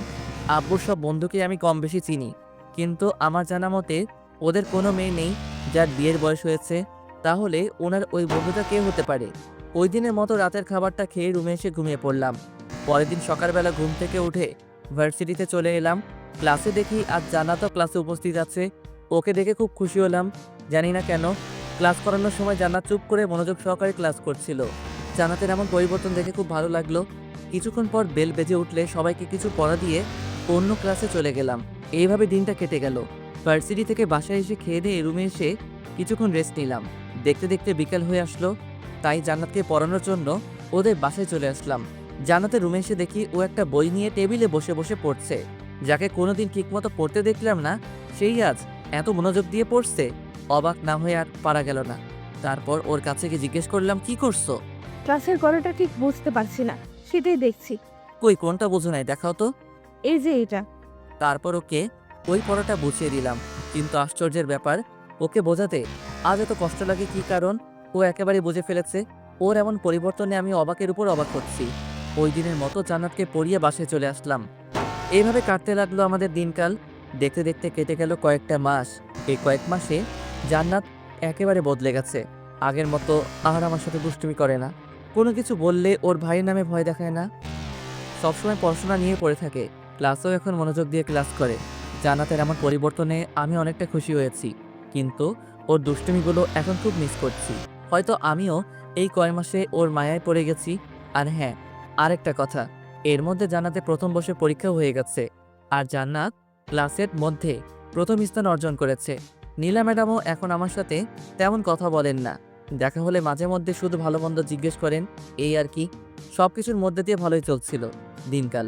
তারপর হঠাৎ একদিন রাতের বেলা টেবিলে বসে সবাই মিলে খাবার খাচ্ছি, এমন সময় আব্বু বললেন, তোমাকে তো আগে থেকেই বলে রাখা হয়েছে যে আমার বন্ধুর মেয়ের সাথে তোমার বিয়ে ঠিক করে রেখেছি আমি। এখন আমি চাচ্ছি তোমার বিয়ে দিয়ে বাড়িতে নতুন বৌমা আনতে। এত তাড়াতাড়ি বিয়েটা না দিলে হয় না? আর তাছাড়া তোমার মা সারাদিন একা একা বাড়িতে কত কাজ করে, একজন মানুষের দ্বারাই একা এত কাজ কিভাবে সম্ভব ভেবে দেখছো কোনোদিন? আর তাছাড়া আজ তুমি ভার্সিটিতে থাকাকালীন আমি বাসায় এসে দেখি তোমার আম্মুর শরীরটা বেশি ভালো না। শেষে ডাক্তার আনিয়ে জানতে পারলাম তোমার আম্মু প্রেশার লো হয়ে পড়েছিল। ডাক্তার কিছু ওষুধ লিখে দিয়েছে আর বলে গেছে বেশি কাজ না করতে। এখন এই পরিস্থিতিতে কি করা যায় তুমি বলো? তাহলে একটা কাজের মেয়ে রেখে দিলেই তো হয়, সারাদিন আম্মুর সাথে কাজ করবে। আর কাজের মেয়ে রাখা গেলে অনেক আগেই রেখে দিতাম, কিন্তু বাইরের মানুষ কি কখনো এই বাড়িকে নিজের মতো করে দেখবে? তাই আমি চাচ্ছি তোমার বিয়ে দিয়ে বাড়িতে নতুন বৌমা আনতে। তাহলে তোমার আম্মুর কাজের কষ্টটা একটু কম হবে। কিন্তু কোনো কিন্তু টিন্তু শুনতে চাচ্ছি না। আমি যার সাথে তোমার বিয়ে ঠিক করে রেখেছি তাকে তোমার বিয়ে করতে হবে। অন্য কাউকে বিয়ে করার কথা বললে আমরা তাকে মেনে নিব না। কিন্তু যার সাথে আমার বিয়ে হবে সে কে? তাকে তো কখনো দেখিনি, এমনকি চিনিও না। একজনের ব্যাপারে না জেনে শুনে তাকে বিয়ে করে ফেলবো? মেয়ে অনেক ভালো আর ভদ্র, আমার তাকে দেখা আছে। তোমাকে আর আলাদা করে দেখতে হবে না। তারপরে যদি... তুমি কিন্তু আমার মুখের উপর কথা বলা শুরু করে দিয়েছো। সরি। আর মেয়েটা ছোট থেকে মা হারা, তাই আমরা চাচ্ছি তোমার সাথে ওকে বিয়ে দিয়ে একেবারে আমাদের কাছে রেখে দিই। ওকে, তোমার যেটা ভালো মনে হয়। এখন খাও, আর কিছুদিনের মধ্যেই তোমাদের বিয়ের কাজ শেষ করে ফেলবো। আর কিছু না বলে খাওয়া শেষ করে নিজের রুমে চলে আসলাম। সত্যি বলতে এই কয়দিনে জান্নাতের প্রতি আমিও একটু দুর্বল হয়ে পড়েছি। তাই বিয়ের কথা বলায় তখন আব্বুর কথায় রাজি হতে পারিনি। কিন্তু জান্নাত তো আমার ছাত্রী, ওর সাথে আমার কিভাবে? না, এইসব আর ভেবে লাভ নেই, যা হবার হবে। পরের দিন সকালবেলা ঘুম থেকে উঠে ফ্রেশ হয়ে নাস্তা করে নিলাম, তারপর রেডি হয়ে ভার্সিটিতে চলে এলাম। জান্নাতকে আজ ভীষণ খুশি খুশি লাগছে, জানি না কেন। এমনকি মেয়েটা ক্লাসেও সারাক্ষণ খুশি খুশি ভাব নিয়েছিল। আবার পরিবর্তন ঘটলো নাকি ওর? ভার্সিটি শেষে ওই দিনের মতো বাসায় চলে আসলাম। বাসায় এসে ফ্রেশ হয়ে খাওয়া দাওয়া করে রুমে এসে কিছুক্ষণ ঘুমিয়ে পড়লাম। সন্ধ্যাবেলা ঘুম থেকে উঠে হাত মুখ ধুয়ে জান্নাতকে পড়ানোর জন্য ওর বাসায় চলে এলাম। জান্নাতের রুমে এসে দেখি জান্নাত কি যেন ভাবছে আর একা একা হাসছে। মেয়েটা পাগল হলো না তো? ধ্যান ভেঙে সামনে তাকিয়ে আমায় দেখতে পেয়ে বসা থেকে উঠে দাঁড়ালো। দাঁড়িয়েছেন কেন, বসেন। কিছু না বলে একটা চেয়ার টেনে বসে পড়লাম। জান্নাত একটা চেয়ার টেনে আমার সামনাসামনি বসে পড়লো। আচ্ছা জান্নাত, একটা কথা বলি। জি বলেন। আজ তোমায় এত খুশি খুশি লাগছে কেন? আজ কি কোনো বিশেষ দিন যার জন্য তুমি এত খুশি? আজ আমি অনেক খুশি, তবে আজ কোনো বিশেষ দিন নয়। খুব শীঘ্রই সেই বিশেষ দিনটা আসতে চলেছে। সেই বিশেষ দিনটা কি জানতে পারি? না, এখন বলা যাবে না। ওকে থাক, বলতে হবে না। এখন বই বের করো। তারপর জান্নাতকে কিছুক্ষণ পড়িয়ে ছুটি দিয়ে দিলাম। জান্নাতের বাসা থেকে বের হয়ে আসতে যাব, এমন সময় ড্রয়িং রুম থেকে আঙ্কেল আমায় ডাক দিলেন। আমিও চুপচাপ ওনার সামনে গিয়ে দাঁড়ালাম। জি আঙ্কেল, কিছু বলবেন? এই নাও তোমার এই মাসের টাকা। কাল থেকে তুমি আর জান্নাতকে পড়াতে আসবে না। আমি কি ঠিক মতো পড়াতে পারি না আঙ্কেল, যার জন্য আপনি আমায় বিদায় করে দিচ্ছেন? আরে সেরকম কিছুই না, আসলে জান্নাতের বিয়ে ঠিক হয়ে গেছে, তাই তোমাকে তোমার বেতনটা দিয়ে দিলাম। বিয়ের পর তো আর তাকে অন্য মানুষের কাছে প্রাইভেট পড়ানো যাবে না। আঙ্কেলের মুখ থেকে জান্নাতের বিয়ের কথা শুনে আমি যেন আকাশ থেকে পড়লাম। আবার খুব কষ্ট হচ্ছে জান্নাতের বিয়ের কথা শুনে। হয়তো জান্নাতকে চিরতরে হারিয়ে ফেলবো। তাই বিয়েটা কবে হচ্ছে আঙ্কেল? সপ্তাহের মধ্যেই বিয়ের তারিখ নির্ধারিত করা হবে। বিয়ের কার্ড এখনও ছাপানো হয়নি, তবে ছাপিয়ে তোমার বাসায় অবশ্যই বিয়ের কার্ড পাঠানো হবে। তোমাকে কিন্তু বিয়েতে অবশ্যই আসতে হবে। জি আঙ্কেল, অবশ্যই আসবো। আজ তাহলে আমি আসি, ভালো থাকবেন। আসসালামু আলাইকুম। কথাগুলো বলেই জান্নাতের বাসা থেকে বেরিয়ে আসলাম। রাস্তা দিয়ে হাঁটছি আর জান্নাতের দুষ্টুমিগুলোর স্মৃতি মনে করছি। হয়তো আর কোনো দিন জান্নাতের সাথে দেখা হবে না, এমনকি ওর দুষ্টুমিগুলোও আর দেখতে পাবো না। খুব মিস করব জান্নাতকে আর ওর দুষ্টুমি মাখা দিনগুলোকে। ভাবতে ভাবতে চোখের কোণায় কখন যে পানির ফোঁটা চলে এসেছে খেয়ালই নেই। ওই দিন রাস্তায় রাস্তায় ঘুরে বেড়াতে লাগলাম। বাসায় এলাম একদম শেষ রাত্রে। এসেই আম্মুর বকা শুনতে হলো, কিন্তু সেই দিকে আমার কোনো ধ্যান নেই। শুধু জান্নাতকে নিয়ে ভেবে চলেছি আমি। ওই দিন রাতের খাবার না খেয়ে ঘুমিয়ে পড়লাম। আম্মু অনেকবার জিজ্ঞেস করেছিল কি হয়েছে আমার। আমিও বলে দিয়েছি শরীরটা বেশি ভালো না, তাই খাবো না। এইভাবে কেটে গেল আরও কিছুদিন। জান্নাত এখন সবসময় হাসি খুশি থাকে। একবার ভেবেছিলাম ওকে নিজের মনের কথাটা বলে দিব, কিন্তু তার হাসি খুশি চেহারাটা দেখে তাকে আর কষ্ট দিতে মন চায়নি। ওই দিন রাতে খাবার শেষে আব্বু আমায় ডেকে বললেন 2 সপ্তাহ পর নাকি আমার বিয়ে। আম্মুর কথা ভেবে আর আব্বুর মুখের উপর কিছু বলতে না পেরে আমিও বাধ্য হয়ে বিয়েতে রাজি হয়ে গেলাম। 1 সপ্তাহ পর ভার্সিটি শেষে বাসায় ফিরছিলাম। এমন সময় একটা পার্কের ভিতর চোখ পড়তেই চোখ আটকে গেল। দেখলাম জান্নাত একটা ছেলের হাত ধরে পার্কে ঘুরে বেড়াচ্ছে। হঠাৎ জান্নাতের চোখ পড়ল আমার দিকে, ছেলেটাকে নিয়ে আমার দিকে আসছে। আমি এই দৃশ্য দেখে আর ওইখানে দাঁড়ালাম না, চলে আসতে যাব। এমন সময় পিছন থেকে কে যেন বলল, স্যার একটু দাঁড়ান। দাঁড়িয়ে গেলাম আর পিছনে ফিরে দেখি সে আর কেউ না, জান্নাত। জান্নাত আমার কাছে এসে বলতে লাগলো, কি হলো স্যার, আমায় দেখে পালাচ্ছিলেন কেন? তো কই, তোমায় দেখে পালাচ্ছি, আর তুমি যে এইখানে আমি দেখিনি। একদম মিথ্যা বলবেন না, আমি দেখেছি আপনি অনেকক্ষণ ধরে এখানে দাঁড়িয়ে থেকে আমায় দেখছিলেন। না, আসলে তুমি ভুল দেখেছো। আমি তো এইমাত্র এদিক দিয়ে যাচ্ছিলাম, এমন সময় তুমি আমায় ডাক দিয়ে দাঁড়াতে বললে। হতেও পারে, তা এদিক দিয়ে কোথায় যাচ্ছেন? এই তো বাসায় যাচ্ছি। তা তুমি এখানে কি করছো? আর তোমার সাথে এই ছেলেটা কে? অনেকদিন ধরে কোথাও ঘোরা হচ্ছে না, তাই একটু ঘুরতে আসলাম আর কি। আর ওর সাথে আপনার পরিচয় করিয়ে দিই, এ হচ্ছে আমার হবু বর। আর সানি, এ হচ্ছে আমার প্রাইভেট টিচার। আগে উনিই আমায় প্রাইভেট পড়াতেন। ও, অনেক মানিয়েছে তোমরা দুজনকে। কথাটা হাসি মুখে বললেও কেন জানি মনে খুব আঘাত পেলাম। মনে হচ্ছে কেউ চুরি দিয়ে কলিজা কেটে নিয়ে যাচ্ছে। স্যার, 2 দিন পর আমার বিয়ে, আপনাকে কিন্তু বিয়েতে অবশ্যই আসতে হবে। আচ্ছা, আসবো। এখন তাহলে আমি যাই, বাসায় একটু কাজ আছে। আচ্ছা, তাহলে যান। তারপর ওইখান থেকে সোজা বাসায় চলে আসলাম। এসেই রুমে গিয়ে দরজা লাগিয়ে বিছানায় শুয়ে পড়লাম। জান্নাতকে আজ ওই ছেলেটার সাথে দেখে খুব কষ্ট লাগছে। কয়েকদিন পর জান্নাত অন্য কারো হয়ে যাবে, হয়তো আর তার সাথে তেমন কোনো কথা হবে না। কিছুক্ষণ পর আম্মু এসে খাওয়ার জন্য রাখতে লাগলেন। কিছুই ভালো লাগছে না, তাই আম্মুকে বললাম, আমি বাহির থেকে খেয়ে এসেছি, তোমরা খেয়ে নাও। ওই দিনের মতো রাতে হালকা কিছু খেয়ে ঘুমিয়ে পড়লাম। পরের দিন সকালবেলা ঘুম থেকে উঠে ভার্সিটিতে চলে এলাম। আজ জান্নাতকে ক্লাসে দেখতে পেলাম না, হয়তো ভার্সিটিতে আসেনি। 2 দিন পর তার বিয়ে, ভার্সিটিতে এসে কী বা করবে।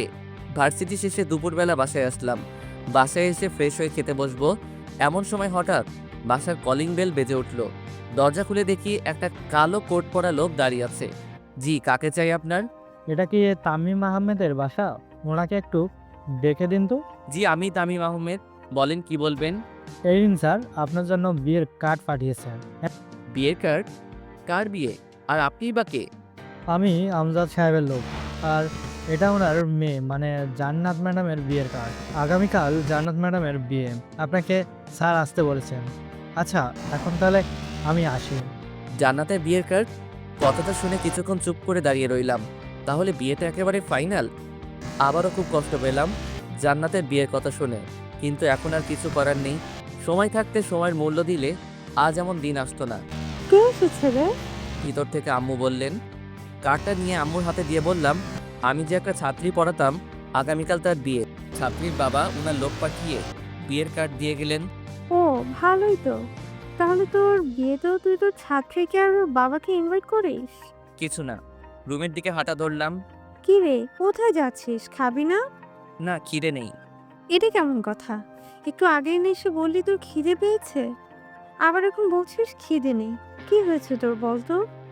কই, কি হবে? কিছুই হয়নি। তাহলে খাবি না কেন? এখন ভালো লাগছে না, একটু পরে খাবো বলেই রুমে চলে এলাম।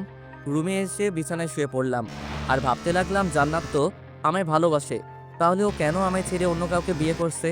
তাহলে কি ও আমার সাথে এতদিন মিথ্যে ভালোবাসার অভিনয় করেছে, নাকি ওই দিনের ঘটনার পর ওর মন থেকে আমায় মুছে ফেলার চেষ্টা করছে? এমনও হতে পারে আমার অবহেলা পেয়ে আমায় ভুলে যাওয়ার জন্য জান্নাত অন্য কাউকে বিয়ে করে নিচ্ছে। জান্নাতকে কি একবার আমার মনের কথাটা বলে দেখব?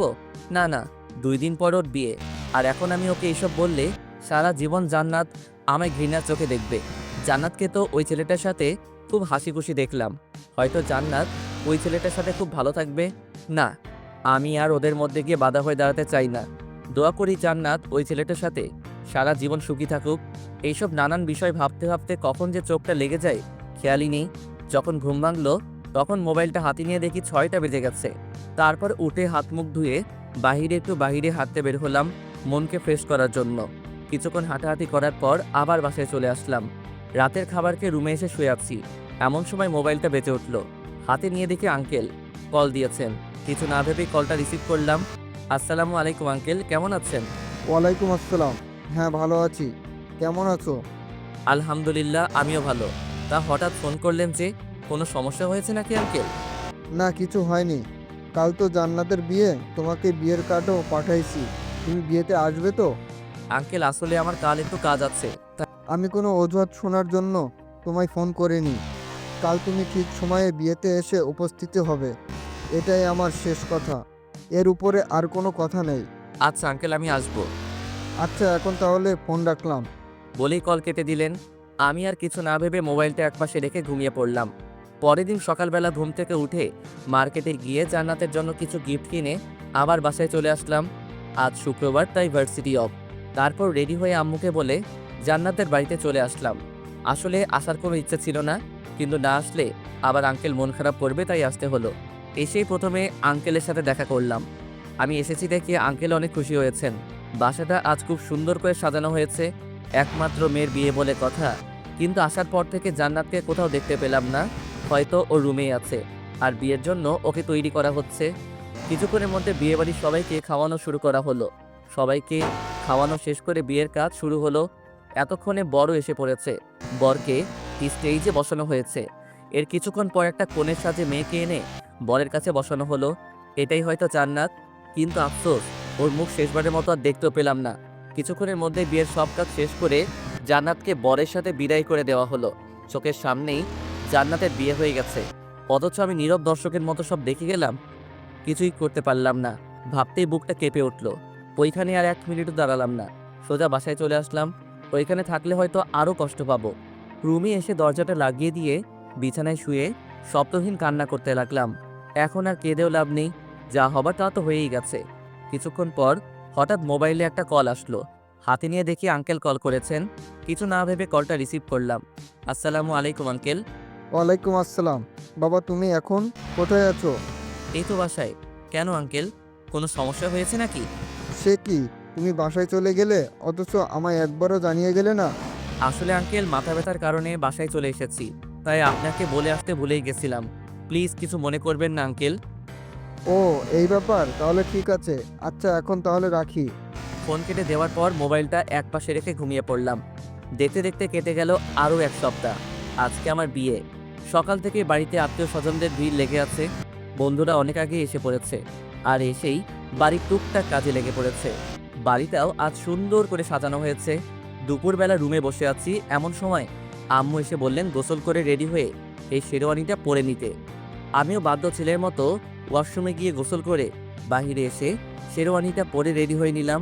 কিছুক্ষণ পর বন্ধুরা রুমে এসে আমায় নিয়ে বাহিরে এসে একটা বিয়ের গাড়িতে বসিয়ে দিল।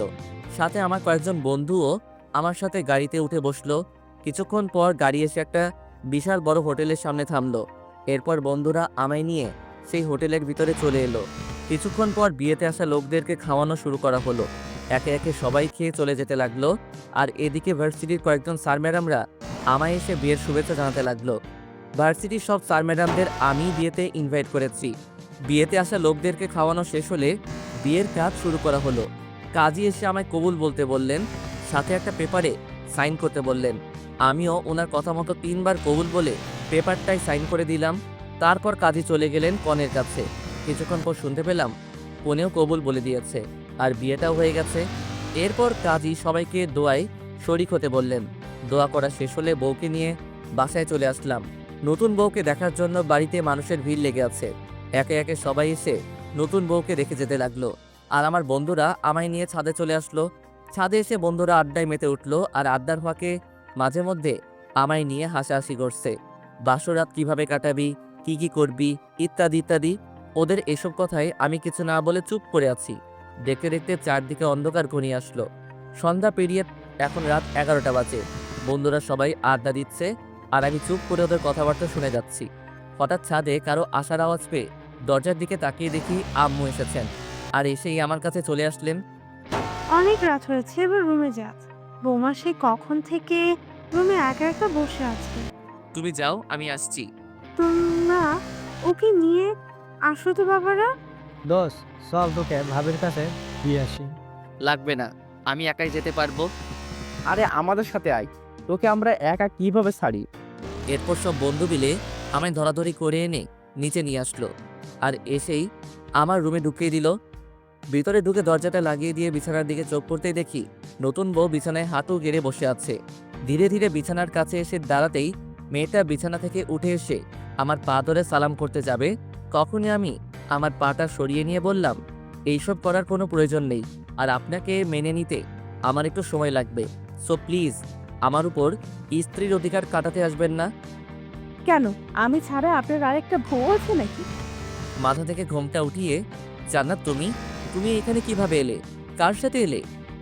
আপনার সাথেই তো আসলাম গাড়িতে করে। কিন্তু তোমার তো বিয়ে হয়ে গেছে, তাহলে তুমি এইখানে? কে বলেছে আমার বিয়ে হয়েছে? বিয়েটা আমার না, আমার কাজিনের ছিল।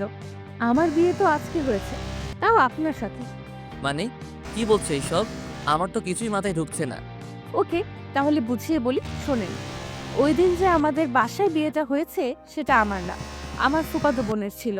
আর একদিন পার্কে আমার সাথে যে ছেলেটাকে দেখেছিলেন সে আমার এক কলেজ লাইফের ফ্রেন্ড ছিল। আর সানি আমার ফুফাতো বোনকে পাগলের মতো ভালোবাসতো, তাই আমি আমার ফুফাতো বোনের সাথে সানির সেটিং করিয়ে দেই। তারপর দুই পরিবার মিলে ওদের বিয়ে ঠিক করে, আর আমি আব্বুকে বলে ওদের বিয়েটা আমাদের বাসায় করানোর জন্য রিকোয়েস্ট করি, আর আব্বু আমার কথায় রাজি হয়ে যান। কিন্তু আঙ্কেল যে আমাকে তোমার বিয়ের কার্ড পাঠিয়ে দিলেন সেটা কি? আপনি ওই কার্ডটা খুলে দেখেছেন? না। দেখলে তো সব বুঝতে পারতে, কিন্তু আপনি তো কার্ডটা ভালো করে খুলেই দেখেন নাই। এসব পরে বুঝবো, আগে বলো তোমার সাথে আমার বিয়ে হলো কিভাবে? আই মিন কিভাবে কি হলো? আমি তো কিছুই বুঝতে পারছি না। ওকে শুনুন, আপনার আব্বুর বন্ধুর মেয়েকে আপনি কখনো দেখেছেন? না, কিন্তু তুমি বলছি আমি হলাম আপনার আব্বুর বন্ধুর মেয়ে। মানে আমার আব্বু আর আপনার আব্বু দুজন বেস্ট ফ্রেন্ড। আব্বু আপনাকে অনেক আগে থেকেই চিনে, কিন্তু আপনি চিনেন না। তারপর আপনি যেদিন প্রথম আমার প্রাইভেট পড়াতে আসলেন তখনই আব্বু আপনাকে দেখে চিনে ফেলেছিল। এরপর আপনি চলে যাওয়ার পর আব্বু এসে আমায় আপনার ব্যাপারে সব বলে। আমি আগে থেকেই জানতাম যে আমার বিয়ে আব্বুর এক বন্ধুর ছেলের সাথে ঠিক করা, কিন্তু সেই ছেলে যে আপনি এটা জানতাম না। আর ভার্সিটিতে আপনাকে ওই দিন নীল শার্টে দেখেই আপনার উপর ক্রাশ খাই। তারপর আব্বুর থেকে আপনার ব্যাপারে সব শুনে আপনাকে মনে মনে ভালোবাসতে শুরু করি, আর আব্বুকে নিষেধ করে দেই যে আপনাকে যেন এই বিষয়ে কিছু না বলে। কিন্তু আপনি একটা আস্ত বোকা, কিছুতেই আমার ভালোবাসাটা বুঝতে চান না। তাই তো আপনাকে আমি সব সময় ভাইয়ার ভয় দেখিয়ে নিজের বশে রাখার চেষ্টা করতাম। আর ওই দিন আপনার হাতে চর খেয়ে আমি খুব কষ্ট পেয়েছিলাম। তারপর আমি এই সিদ্ধান্ত নেই যে আপনাকে এখন থেকে সব সময় অবহেলা করে যাব। এতে যদি আপনি আমার ভালোবাসাটা বুঝতে পেরে আমায় ভালোবাসি কথাটা বলে দেন তাহলে আমি সব মেনে নিব। কিন্তু আপনি কিছুতেই বললেন না, তাই অবশেষে আমি এই প্ল্যানটা করি। এতে আব্বু আমায় হেল্প করেছে। তার মানে তোমরা সবাই আমায় নিয়ে এতদিন গেম খেললে? জানো তোমার বিয়ের কথা শুনে আমি কতটা কষ্ট পেয়েছিলাম? ও মা, কেন?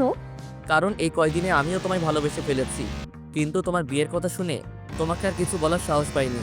যদি তুমি আমায় ভুল বোঝো তাই। নিজেই শুধু কষ্ট পেয়েছেন, আমি পাইনি মনে হয়। ওকে, তুমি বেশি কষ্ট পেয়েছো। এবার কি আমরা সবকিছু বলে নতুন করে জীবন শুরু করতে পারি না? ওকে, তবে আমার একটা শর্ত আছে, সেটা আপনাকে মানতে হবে। কি শর্ত? এখন থেকে আমায় অনেক ভালোবাসতে হবে, কখনো কষ্ট দিতে পারবেন না। আমার কানের কাছে ওর মুখ এনে এখন থেকে তোমায় অনেক ভালোবাসবো, কখনো কষ্ট দেব না, প্রমিস। তাহলে এখন শুরু করি। কি? ওই যে বাসরাতে মানুষ যা করে। কি করে? দাঁড়ান দেখাচ্ছি। তার আগে আপনার পাখুর পাখিকাদের বিদায় করেন, না হলে কিন্তু আমি ভাইয়াকে ডাক দিব। থাক, আজকের ভাইয়াকে ডাক দিতে হবে না, আমি এদেরকে যেতে বলছি। ভাইয়া আর আপুরা অনেক তো শুনলেন আমাদের কথাবার্তা, এখন কি আমাদের শান্তিতে বাসরটাও করতে দিবেন না? গল্প এখানেই শেষ, এখন আপনারা যেতে পারেন।